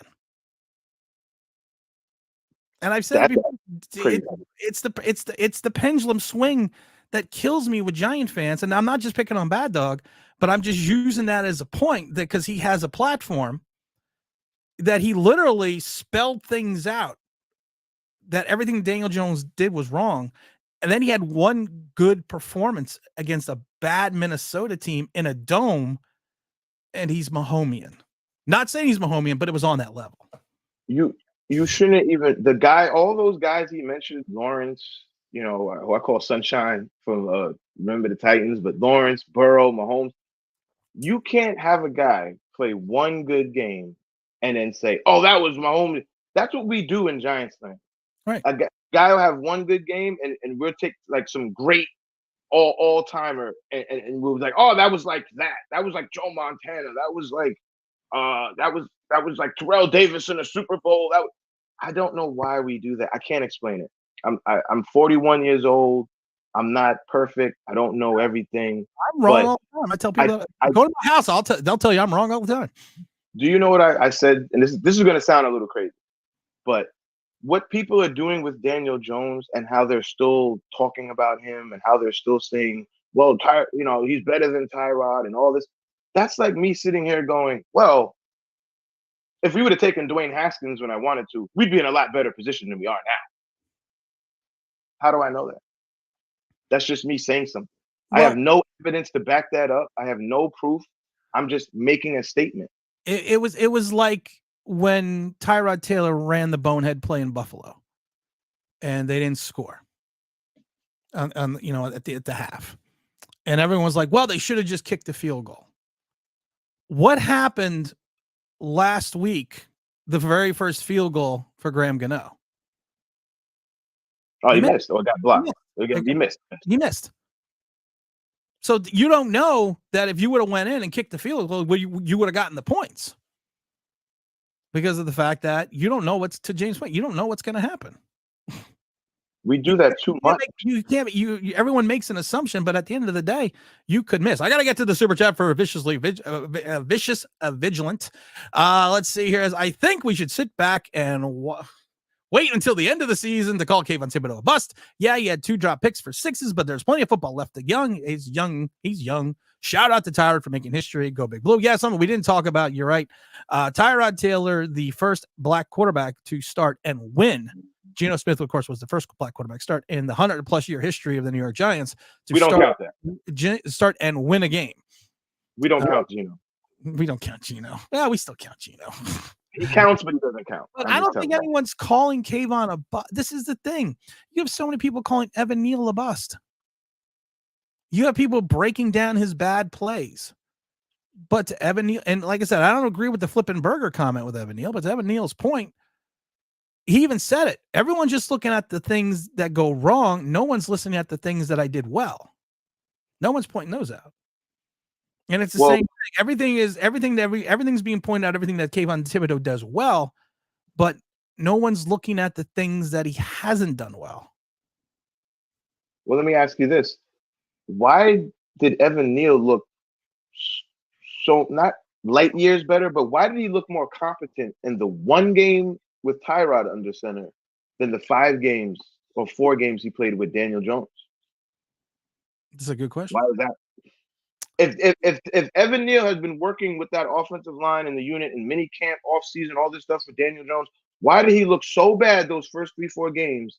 But then the 1 game he played with Tyrod under center, he looked somewhat competent. Somebody answer me that. Indian Spice says Tibbs doesn't feel impactful. His season reminds me of Mark. It's a good point. His season reminds me of Marcus Golden a couple years back when he had the 10.5 sacks. Or was it 10.5 sacks when he had that? Yeah, no, yeah. And then he went to Arizona after, right? He had that one really crazy year. Logic's fine all the way from Germany. Kavonne Thibodeaux is the new Williams. He does absolutely nothing to make 1 to 2 plays actually per game. Absolutely nothing. Running around does nothing for Kavonne, and his useless spin move for Leonard. Love you, Logic. Thank you, baby. I know. Mo says this. The coaches must be impressed with Evan Neal in practice, but on the other hand, he's going up against Kavonne Thibodeaux. That's a good point, though. You got 2 guys in practice. No. That was fucked up, Mo. That's a good point, Mo. I didn't even think about that. You got a good point. Let's see here. If Danny should consider retiring, his neck isn't going to be better. I don't know what's going to go on Daniel Jones, and I'm not going to speculate on someone's health because that's someone's health. It's not even. Yeah, I have no. I'm not. I give a lot of crap to Daniel Jones because of his play, but as a human being and as a person, it's his health. Like I said, I hope you hope he can play football. B, you hope if he can't play football, it's somewhere else. And C, you hope that it's not something that is impactful for your entire life. Good example. Good example. I'm going to give a good example. I went to going back in March. I went to a chiropractor because I was having some pains and some issues, and it turned out that I have a compressed spine and a compressed vertebrae in my neck, and it was from playing football. And it was something I lived with for years, and I lived in pain in years until I went to the chiropractor. Now I'm actually getting taller again, which is great. I'm actually almost a ½ inch taller because I'm not slouching forward. My head's not going forward. My back is going straighter. But it was something it was something that happened over the years that I played, and I didn't even know about it. And now that I'm later in life, I'm finally getting it fixed. So I understand, especially with the neck, it's not something to screw with. If it's, I'm not saying retirement is what he needs to do, but if someone would have told me back in the late 90s that later in my life I was going to have these issues and these pains and find out that my neck and my spine are compressed, I would have quit. I would have stopped. I'd be like, I'm done with this. So you hope Daniel Jones on a personal level is taking an assessment in for his health. And not just, I like I said, I don't like thinking about it this is my thing. And this, like I said, you could think I hate Daniel Jones. I don't. And neither does James. We just don't think he's. No, I hate him as a football. I do. I hate him.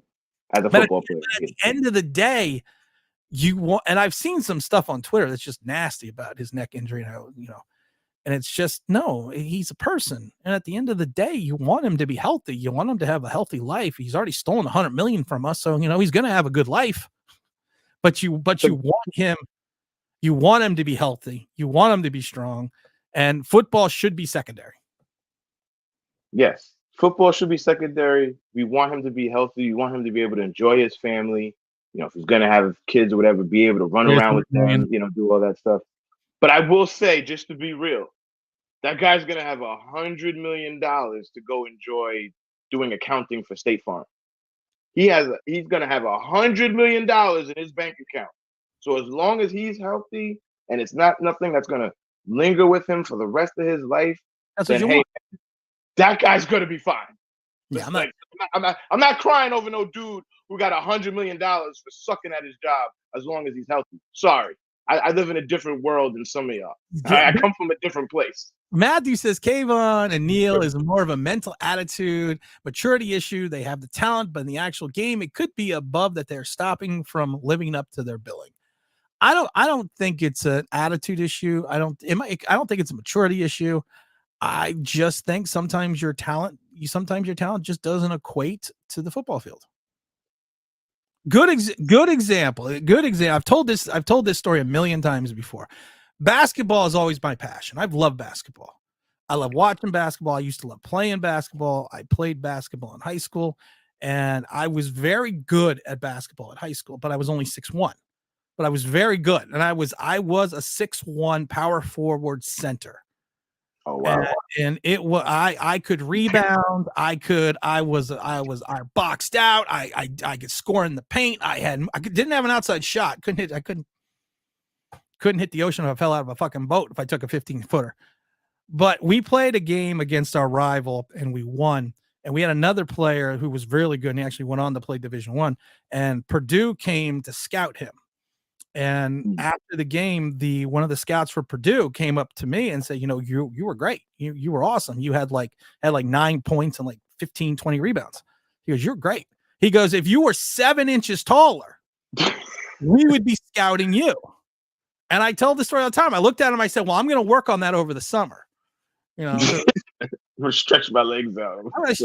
But the problem was this. I had the attitude. I had the ability. I had the mentality, I had the maturity. My physical attributes just weren't there. So just maybe the physical attributes that these guys have to play the positions in this system just isn't there. It doesn't mean they don't have the right attitude. Doesn't mean they don't have the maturity. It just means they may not just be a fit.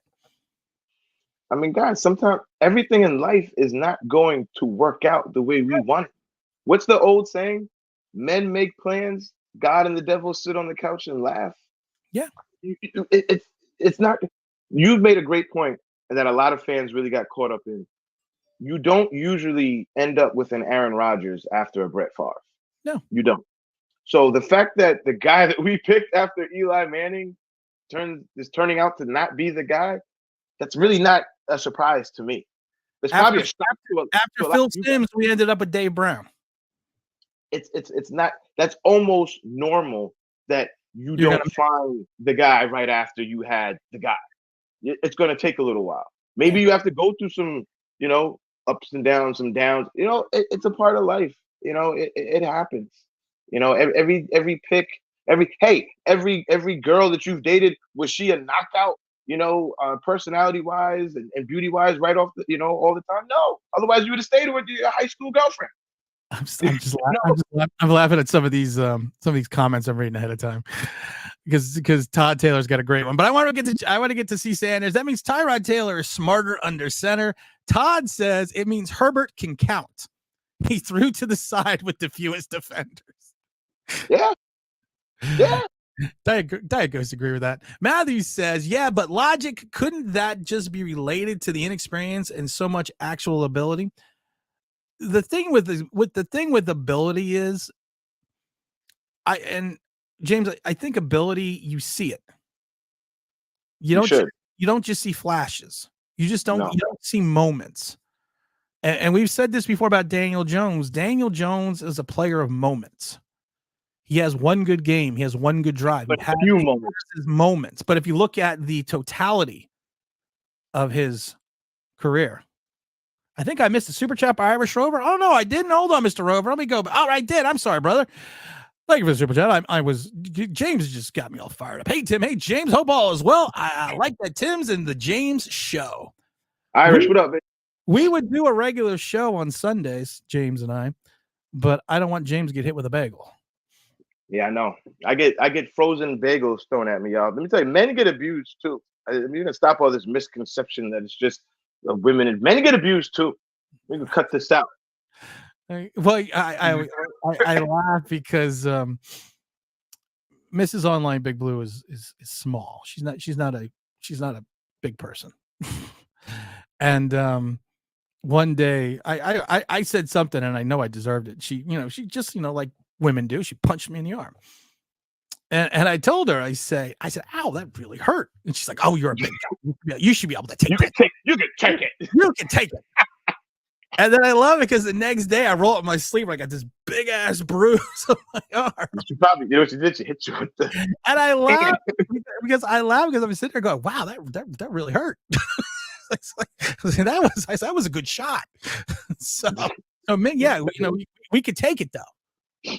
No, we're supposed to just take it. That's the difference between men. Men, you're supposed to just take it, deal with it, and move on. What is this? Oh, she says Chris and Bad Dog said Kavonne little legs last year. Was that true? I don't know. I'll be honest. You know what? I got to shoot Chris the Entertainer a little bail. I feel bad for that guy only because he would make videos. Like if you notice, we won, and I know that's only if you follow him. I know you don't, but we won the game last week, and certain content creators didn't make a video about it. That was weird. Why we won? I don't know. I'm just saying. You say he didn't make a video.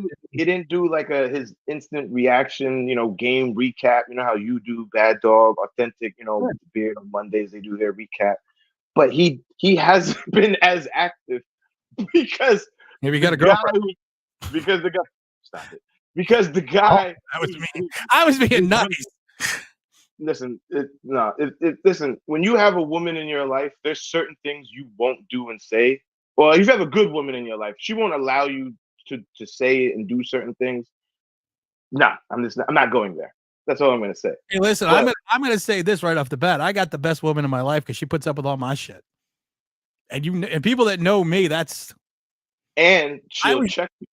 And she'll check me, and I laughed. If you want to put up a statue, you need to put up a statue of Mrs. OPB. Like she'll check you and let you know, like, hey, motherfucker. Hey, motherfucker. I didn't know my wife was Tony Montana though.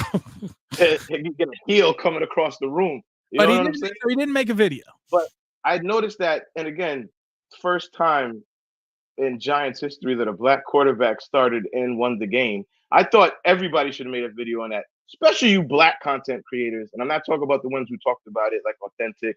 Shout out to you, a couple others who did. But a lot of y'all out there, just to say as a black man, that's really weird, man. You guys are really weird for that. We just saw something in history we never seen before. And I did not see a lot of y'all bring that up. Anyway, to get back to Chris, a lot of content creators like Chris, it's like they don't know how to handle this conundrum we're in because the guy they've been praising for years is turning out to not be the guy. Then we have this other guy in there who's playing better, who a lot of other fans are rooting for, and it's almost like they don't know what to say. You could see it when they're doing their streams. They just have this look on their face or in the comments where people are like, hey, you think Tyrod's playing better than Daniel? And they give this, well, I mean, Tyrod's not better than Daniel Jones. And it's like, how can you say that at this point in time? How could you not say as a grown man above 16 years old or above 18 that Tyrod Taylor has not played the quarterback position better than Daniel Jones for the New York Giants this year? How could you not say that? It's insane. Danny should consider retiring if his neck isn't getting any better. Razzle, the OG, that's just not true. Bad Dog specifically stated he is not defending Daniel Jones anymore, and I think he's trashed when then he has backed down off that. Bad Dog has. He has. I'll give him. He has. He has come down a little off the Jones cliff. You know, the point I was making, because the point I was making is the pendulum for Giant fans, and I used Bad Dog because even someone put it in the chat, is very emotional. Yeah, and it's the Johnny Lawrence pendulum duck. You know, the pendulum just swings back. Looking through my eyes. Sorry.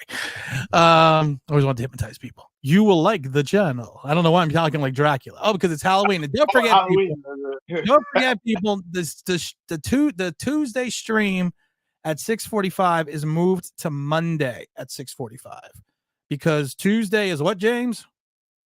Halloween. If anyone has kids or not even has kids, you know, we're going to be out enjoying the trick or treating and the Halloween. The point I was making with Bad Dog is, and I'm not making fun of Bad Dog. I like Bad Dog. I don't have a problem with Bad Dog. I love Bad Dog. All I'm saying, love Bad Dog. All I'm saying is, you watch the pendulum with Daniel Jones. And how many times going into year 5 are we sitting there still with this pendulum just swinging back and forward, and we're still saying we just don't know what he is? Well, you gave him $160 million. You better know what he is. With apparently an injury clause that if he gets injured, he's going to get more money. Big Blue Forever says, why is Authentic riding your ass now? He wishes he was you. Everyone wishes they was me. That's just life. I don't think Authentic's riding my ass. I don't think I'm problem Mr. Authentic either. But the difference is, again, I'm going to have my opinion. You don't like the opinion. That's fine. Don't listen, don't watch, but that's going to be my opinion. And as I give people the forum to express their opinions, and I think I do a fairly good job, James, of even when someone's opinion I don't agree with, I'll usually say why I don't agree with it and then give you my answer of why I don't agree with it. I will say that looking at some of Mr. Authentic's chats recently, yeah, they're a little bit more salty, we'll say, in reference to certain things. And, you know, I try to give everyone the respect that even if you have a stupid opinion, I don't go out and say it. But that's because you, on your platform, him on his platform, a couple of others, you actually invite open conversation. You invite people to speak their opinions, speak their minds, even if it's not writing up alongside exactly what Tim thinks or I think or Rob or anybody you have on, Big T Brad, anybody you have on here. You know, you invite that, and that's how we learn together. You know, it's how you learn. We don't hang up on people, and if you do, they're man enough to take it. Exactly. You know what? I have abused you know what? I'm not even going to apologize because I don't do that. I abuse so many people on this show. Yeah, a little bit. You're a little bit of a bully. A little bit. Yeah, a little bit. I don't deny it. I don't lie about it. But you know what the thing is? The people I do it to are you and Rob and Dom, you know, and T Brad and you know, Big L. And I do it because why? Because I know you guys are friends, and I also know you're man enough to take it. No one's gonna get offended by it. Hey, listen, I'm still. I didn't like his look. He should have answered quicker. Answered quicker. I'm still, listen. When we come down there to see you and the fam, I'm still gonna be looking for your neighbor. That's how psychotic I am. He moved. He moved. Oh, well, that's why I couldn't find him. He moved. I'm not going to get into that story, but the neighbor moved. Like I'm still looking for that guy. You know, that's crazy. We're not going to get into the neighbor issue. Razzle the Great said him trying to make up for we did everything we could to ruin him. Of course, it would be the John Mayer comment. AP says sucks because Kavonne and Thibodeaux were the two obvious choices. This team's cursed somehow to get rid of the top hot trip guys. To get rid of the hot trip guys. Well, hey, that's a good thing. Maybe the obvious choice is not always the best. I was actually going to say that's not a bad thing. Bad Dog does not like DJ. Does not live DJ. Stop. No, he doesn't like him anymore. Yeah. No, he's come down off that. You gotta, No, give but him. everyone's missing it. I was putting a point No. I was putting a point out there. Dear Lord. You know what? Just goes. You muted yourself. You took yourself off your stream. I took myself off the stream. You can't take yourself. You can't whack yourself. I'm so unhappy. I took myself off the stream. People are missing the point, but that's okay. Because it's gonna get back to Bad Dog that I said it and played it. And people are gonna be like, well, he said this. They're gonna take the one little like 2-second clip. You said something like, look. I always love that because, like I said, I used to do Daniel Jones videos, and especially early in his career, I would do a 12-minute video about how wonderful Daniel Jones is and how great he played. Then I would do a minute on the things that he did wrong. Everyone was like, you're a Daniel Jones hater. I was like, but I just did 12 minutes. I just did 12 minutes on everything he did well. And I spent a minute pointing out some things that he missed, but I'm a hater. No, I'm a hater. But that's your point. They're gonna take one. Listen, evidently they're gonna take the authentic clip. They're gonna take the Bad Dog clip, the Carl Banks, but they're not listening to anything else they said. You're gonna have interesting emails this week. I've said it best. I've said it a million times, James. I looked in my pocket and I found $0. So it's all good. Matthew says, pay the luxury tax, eat it, stay out of football. You are not your father. That's a good one, Matt. You are not your father. Oh, damn it. I was gonna do Darth Vader and I don't have.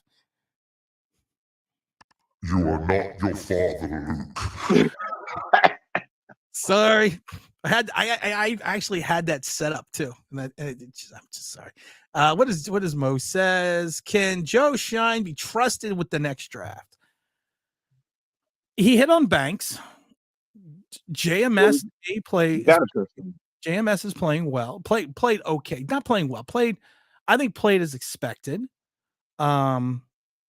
I know everyone is on the Hawkins train or was, but Hawkins has like the highest completion percentage in the league against him and the most amount of yards. But again, the guy's he's playing rookie at a hard but he's playing. We've said it before, outside of quarterback. I've always said, I think cornerback is the second hardest position to play immediately on an NFL stage. Because you're on an island. There's no hiding. Uh-oh. James is looking at something. Yeah, hold on, Tim. Give me 2 seconds, brother. I gotta do something real quick. Be right back. All right. Do you want me to remove? Okay, I didn't ban James. He had to take a phone call. Bad Dog is just emotional, so desperate to win anything he blows out of proportion. Bad Dog calls a good game to game. He appreciates when he does well. He tears into him and tears up on him any other time. No vision, no accuracy. Same shit, different year. R.I.P. Dwayne. Well, yeah, that's right. We are way behind this chat. Let's see here. Derek Anderson, 2007, had more Mahomian performances than Cleveland Browns DJ had his entire career. You're actually right. Let's see here. AB says, been supporting Jones. He took a leap last year, but after the offseason, when moves apparent, he was making the weapons look around him worse. You're right. Diet Go says, a lot of people were quick to call them both bust, but I think that Jones makes Neal look worse. I do think Jones makes Neal look worse as well. I actually do. A few Jet players showed up dressed up as, is that Ahsoka? What is it from? It's we're not winning this one. I don't know what that is. Good show, dudes. Thank you, Eric. I appreciate that. David Wilson all over again. David Wilson. Yeah, David Wilson was I actually have a no, it's in the box of it. I have an autographed David Wilson jersey. I have an autographed number 220 David Wilson jersey. Let's see. I was looking at the old plays DJ made in his first and second year, pre-neck injury last year, and this year he does have a touch on the football. It just seems to heave the ball. He may have other issues in his arm. That's not a bad thing. It could be something, yeah, because of the whatever. Yeah, you're right. Diet Ghost, congrats on your health, Tim. Yeah, I'm actually very happy about my health. I'm very happy about that. 6'1" center. Was anyone else on the team? Everyone else on the team was over. There was a lot of people over 6'1", but the only difference was I had a good tendency of understanding the nuances of boxing out. Hey, Christopher says, hey, Tim, can't wait to see the carnage today. Hey, James in the chat, good morning. Great for the big brawl to settle it all. Look at the quarterbacks after Broadway Joe. They're still looking, they're still looking after, what's his name? Richard Todd, who went to the AFC Championship game and found A.J. Dewey 4 times, or what it was, 3 times. Irish Rover says, I think you've missed my super chat. No, I got that's right. I'm catching up. I'm catching. Mr. McCormick says, we would have been the best team in the division had a healthy Rodgers. Oh, the Jets would have been scary. If they had Aaron Rodgers, this I would be at this game right now. Mike Glenn says, if Jones put up the numbers Tyrez has put up the last 2 games, we'd be touting him as a top 5 quarterback. Will Campbell and Hodgkins ever be back in the lineup? I don't know what's going on with Paris Campbell. Paris Campbell's had the issues with the drops, but I think I don't know what's going on with Paris Campbell. I never liked the Paris Campbell signing. One healthy season for a bad Indianapolis team. But I understood it because he is a threat. Diego says, I just said with Tainer, it's just that he's too lenient. Okay. Razzle says, love Bad Dog. He crushes raw. He's emotional. He speaks the truth from his perspective. His Yankee fans. I think Bad Dog, and I've said it before, there's nothing wrong with Bad Dog. I think Bad Dog is just he is a fan channel. I'm not a fan channel. I've said it before. I'm not a fan. I'm not a fan doing a channel. I think that's a better way to put it. This is a fan channel. This is for Giant fans, but I'm not a fan doing the channels. I mean, I'm not a fan of, I don't sit there and let my fandom run amok. I guess that's a better way to put it. And Bad Dog is right. He's emotional. He does it as the fan perspective of a Giant fan. And there's nothing wrong with that. I don't have a problem with anybody. It's always these people, because I say something, people say, well, you got a problem. No, you know what? And because I tell this all the time, this is me. I'm Rod Tidwell. This is the ABCs of me. This is just me. Let's see here. Chris, Patty, Bad Dog, Big Pat, Vis Vegas are all delusional. They don't want to admit they're wrong. I think Chris and Bad Dog really don't want to see a black quarterback have success with the Giants. I don't know about that. I think anyone would just want to have a quarterback have success and be successful. You know, I'm not going to get into anyone's racial aptitude or whatever you want to call it. I don't know about that, but I do agree. I think there are certain segments of the fan base that don't want to see a black quarterback. I'm not going to lie about that. Razzle the Great said, oh my God, we don't agree on half the stuff. Wow, Earth is showing. And that's the thing. So many times we don't agree, and that's fine. Chris says, Bad Dog and Chris said they aren't going to defend DJ, but then they turn around and make excuses. Well, is that really defending DJ if you're making excuses? I do agree, says Diet Ghost, with the aspect of Chris that I don't agree with about it's been 5 years, nothing. It's been 5 years. It's time to move on. I agree. Blind hope doesn't make you a true fan. That makes you delusional. Being realistic does. Let's see here. I'm trying to catch up so we can get through these.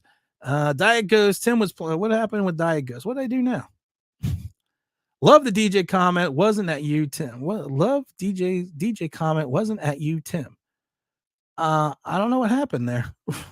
That's all right. I don't take offense because I don't even know what happened. I don't know what happened. But thank you, Zach, for telling. Diet Ghost. Well, Tim was just playing around. Thank you. Zach gets it. If Zach gets it, why doesn't everyone else get it? Condolences to Rob. Of course, Rob, we mentioned it before. Rob's father passed away a week ago, so it's the all prayers and condolences from the online Big Blue family. Of course, as always, Rob's at the funeral this weekend, so our condolences to him during this rough time. His father was sick for a while, and it was a big part of Rob's life. And I think a father should always be a big part of their children's life. And again, like I said, all of our condolences and prayers out to Rob and his family. Banks seems like he's I like Banks. I think Banks is a player. I think Banks has the opportunity. I think Banks was the guy that was the right fit for the New York Giants. I love it. Banks' gaslighting right now is on par with the White House press secretary. Banks, of course, he's always saying he doesn't know who anyone is on their team, on the other opposite teams. All Quan. It's the Quan, man. You got to love Rod Tidwell. Does Mrs. Online Big Blue like Tyrod Taylor? She doesn't watch the Giants anymore. She's kind of sick of the Giants. She is sick of the Giants. Let's see here. Mike says there are fanatics who are or zealots. They are our fans who both support, and those are critical of their team. I agree. Sorry to hear about Rob's dad. Deep Red in Staten Island. I'm in Deep Red in Staten Island. I wear my 56 in white. Oh my God. Oh my God, what's wrong with people? All right, Wink doesn't do Hawkins any favors. We caught up to the chat. Make sure you hit the like button. Get up to 65 likes. We're going to get out of here shortly. We're going to do the score. But at the end of the day, what do I think is going to happen with this game? I think this is, someone mentioned it before, it's the battle of the field goals. I don't know what the weather's going to hold out. The Jet defense to me is better than the Giants defense. They got their secondary back. They got this. My girl's 4. My girl's 4. Oh, is it? Is it your Greg? Is it your girl's birthday? My girl's 4. Is it your girl's birthday today? My girl's 4. Is it your girl's birthday? At the end of the day, I think the passing game is probably going to be limited today for the Giants because of the fact that while Tyrod does not make mistakes, I think you're also not going to put him into position with the Jets rush to have him make mistakes. My girl's 40th birthday. Well, happy birthday to your girlfriend, Greg. Happy birthday. How's everything in Switzerland? Everything good? Happy birthday to Greg's girlfriend. Happy birthday, Greg's girlfriend.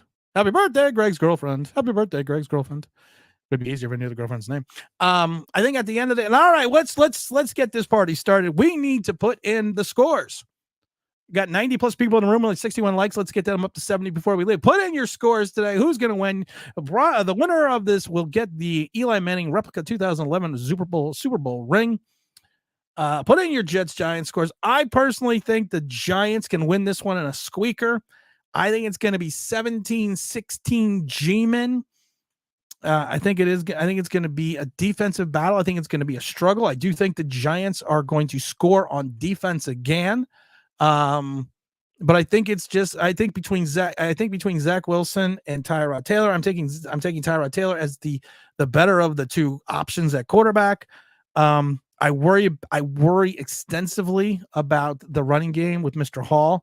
I worry that Mr. Cooks, who's complaining to the Jets and the agents that he wants to leave New York, put something together because the interior of this Giant line and the outside containment is just hard against the rush.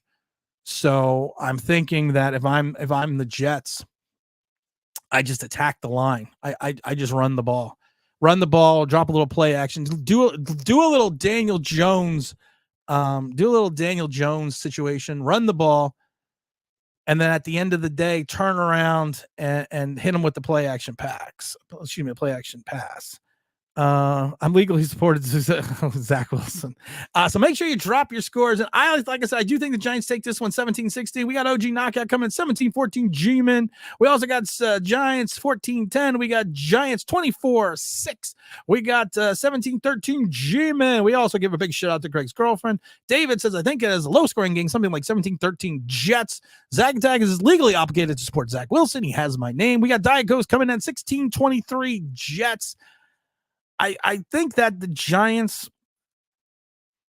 have the capability offensively if they run the ball. I am worried about the hyperextended elbow by Saquon Barkley.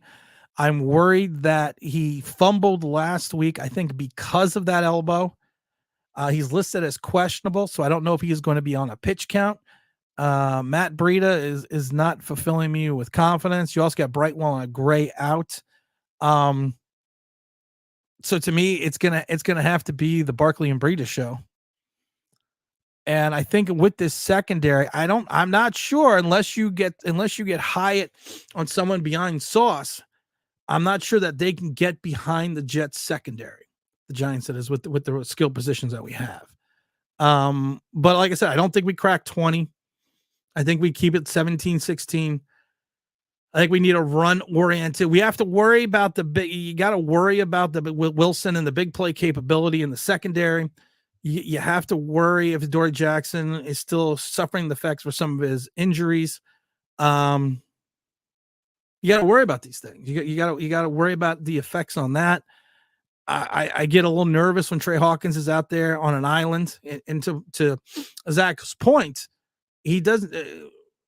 Wink doesn't do Trey any favors.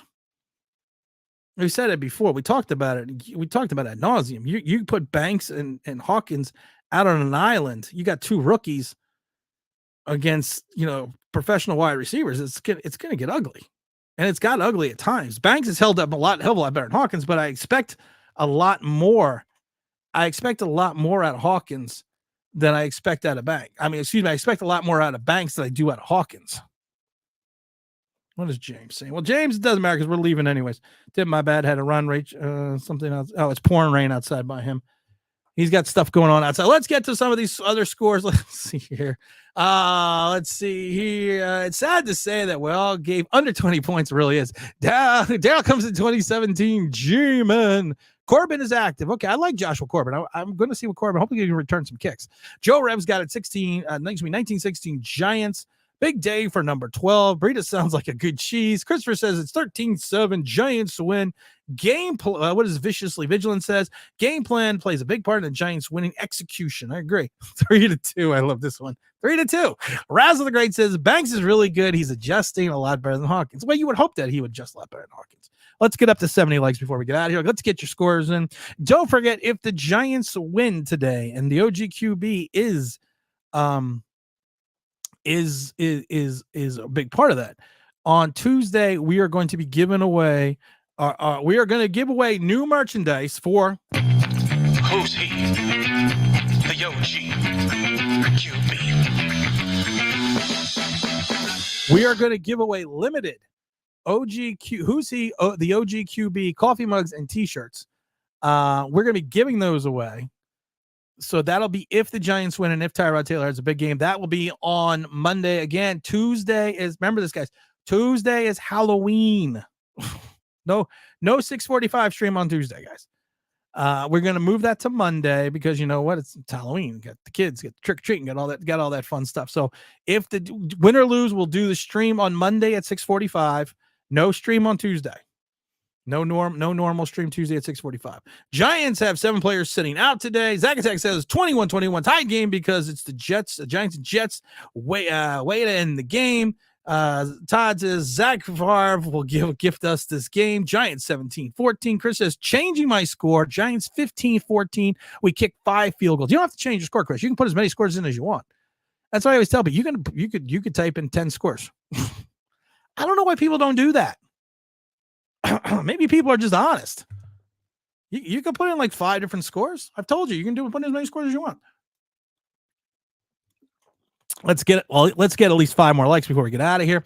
Let's see. Razzle says every win Tyrod picks up his historic first black quarterback to win back-to-back games for this franchise. You're not wrong. Like I said, I'm still going 17-16 G-Men. I think the defense has a lend me the hat.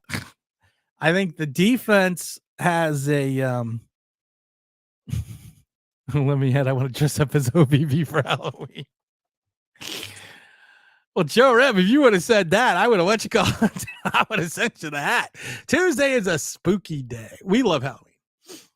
We love Halloween at the house. So I mean, we our neighborhood is like if you ever see like like in the movies where you have these neighborhoods where everyone goes crazy and they have all this stuff and you have hundreds of kids. That's what we have in our neighborhood. I think last year we had like 300-400 kids, and we ran out of candy like at 8:30.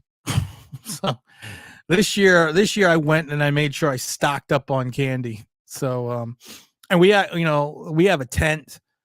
And then we have a 50-foot movie screen where we play Halloween movies, and then we have animatronics and stuff like that. But the whole neighborhood's like that. Everyone does like haunted houses in their garages and stuff. It's a great neighborhood it's a Norman Rockwell Halloween type issue. Chris says, peace out, Tim. Go Big Blue.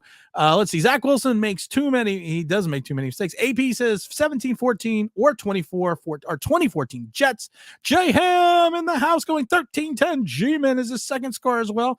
Mr. McCormick says, my birthday is tomorrow, hoping for a win, but expecting less. I'm looking at the draft. Well, Mr. McCormick, happy birthday to you, mañana. Make sure you show up on the stream tomorrow. We'll sing you happy birthday to you.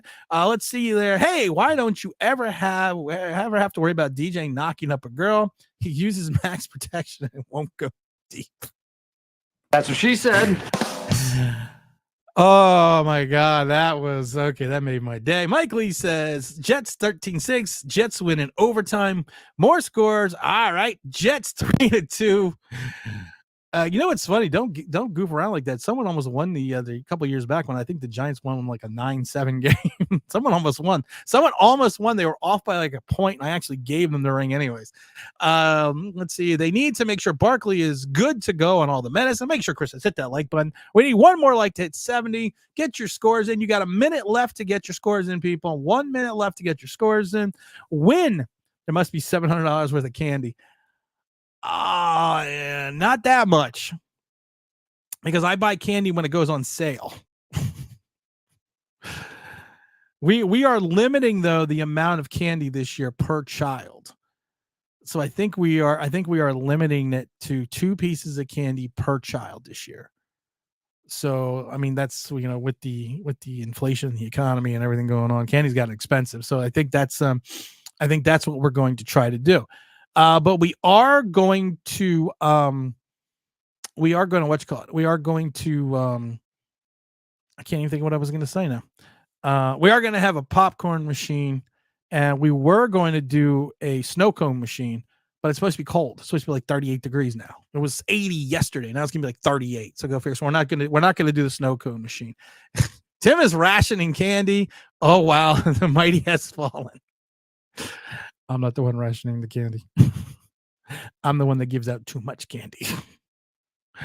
Oh my God. Razzle says, watch this turn into a shootout, and it goes 31-27. G-Man. Oh my God. It's de la muerte.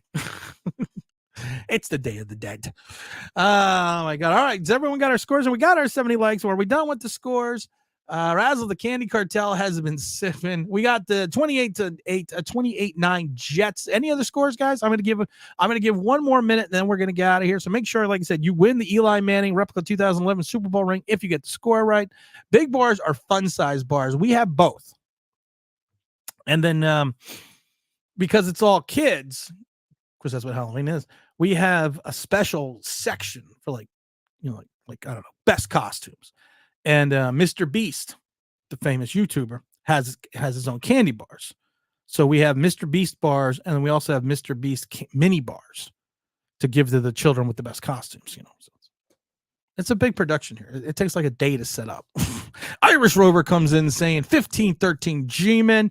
I'm thinking that is going to be the last of the scores. Want to appreciate everyone for hanging in and hanging out as for long as they did. We had a really good crowd today. I'm glad James was able to come in and stop by. And as always, this is Tim. This is the New York Giants Straight Talk, powered by Online Big Blue LLC. Wishing everyone a happy Halloween. See you Monday at 6:45. Not Tuesday. Monday, 6:45 for the winning stream. Everyone, hope yourself have a good day. Make sure you look out that video for this afternoon. And I'm out.